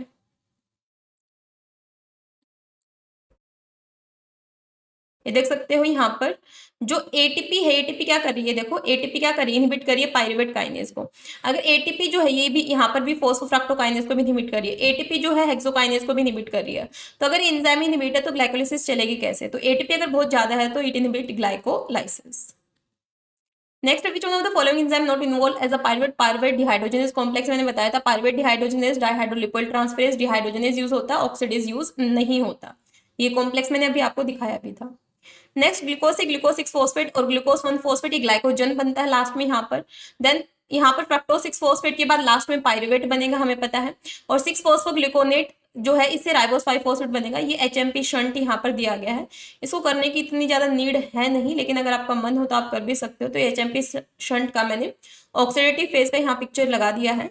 तो ग्लूकोज से यहाँ पर 6 फॉस्फोग्लूकोनेट बनता है और लास्ट में राइबोलोस 5 फॉस्फेट बनता है। नेक्स्ट है यहाँ पर ATP is allosteric inhibitor of pyruvate kinase, बिल्कुल। Fructose 1,6 bisphosphate is an activator of pyruvate kinase, बिल्कुल। ADP is an allosteric inhibitor of pyruvate kinase, ADP inhibitor नहीं होता, एक्टिवेटर होता है। एलिनिन इनहिबिटर होता है, बिल्कुल। तो ABD तीनों करेक्ट है। ये रेगुलेटर मैंने लिस्ट आपको ऑलरेडी प्रोवाइड करवा दी है। नेक्स्ट यहाँ पर एक तरफ फ्लोरोसेंस है और ये वाली CD स्पेक्ट्रोस्कोपी दी गई है, और यहाँ पर 3 आपको यहाँ पर वेवलेंथ यहाँ पर दी गई है। तो आपको बताना है कि कौन सा ज्यादा सेंसिटिव है। तो CD में आप देख सकते हो CBA सब ऐसे के ऐसे हैं, कोई इफेक्ट नहीं पड़ा। लेकिन फ्लोरोसेंस में देखो आप B का कहाँ पिक गई है, A की कहाँ गई है, C की कहाँ गई है, D की कहाँ गई है वेवलेंथ पे, अलग अलग वेवलेंथ पे। तो फ्लोरोसेंस सेंसिटिव है ये जितने के जितने हमारे पास में यहाँ पर प्रोटीन जो है सारे क्या क्या है, फ्लोरोसेंस सेंसिटिव है। So thank you so much everyone. I hope आपको ये लेक्चर पसंद आया होगा, और अगर आपको इसका पीडीएफ चाहिए तो आप टेलीग्राम चैनल ज्वाइन कर सकते हो, वहां से आपको इसका पीडीएफ मिल जाएगा। सो मिलते हैं नेक्स्ट लेक्चर में, तब तक के लिए हैव अ ग्रेट लर्निंग।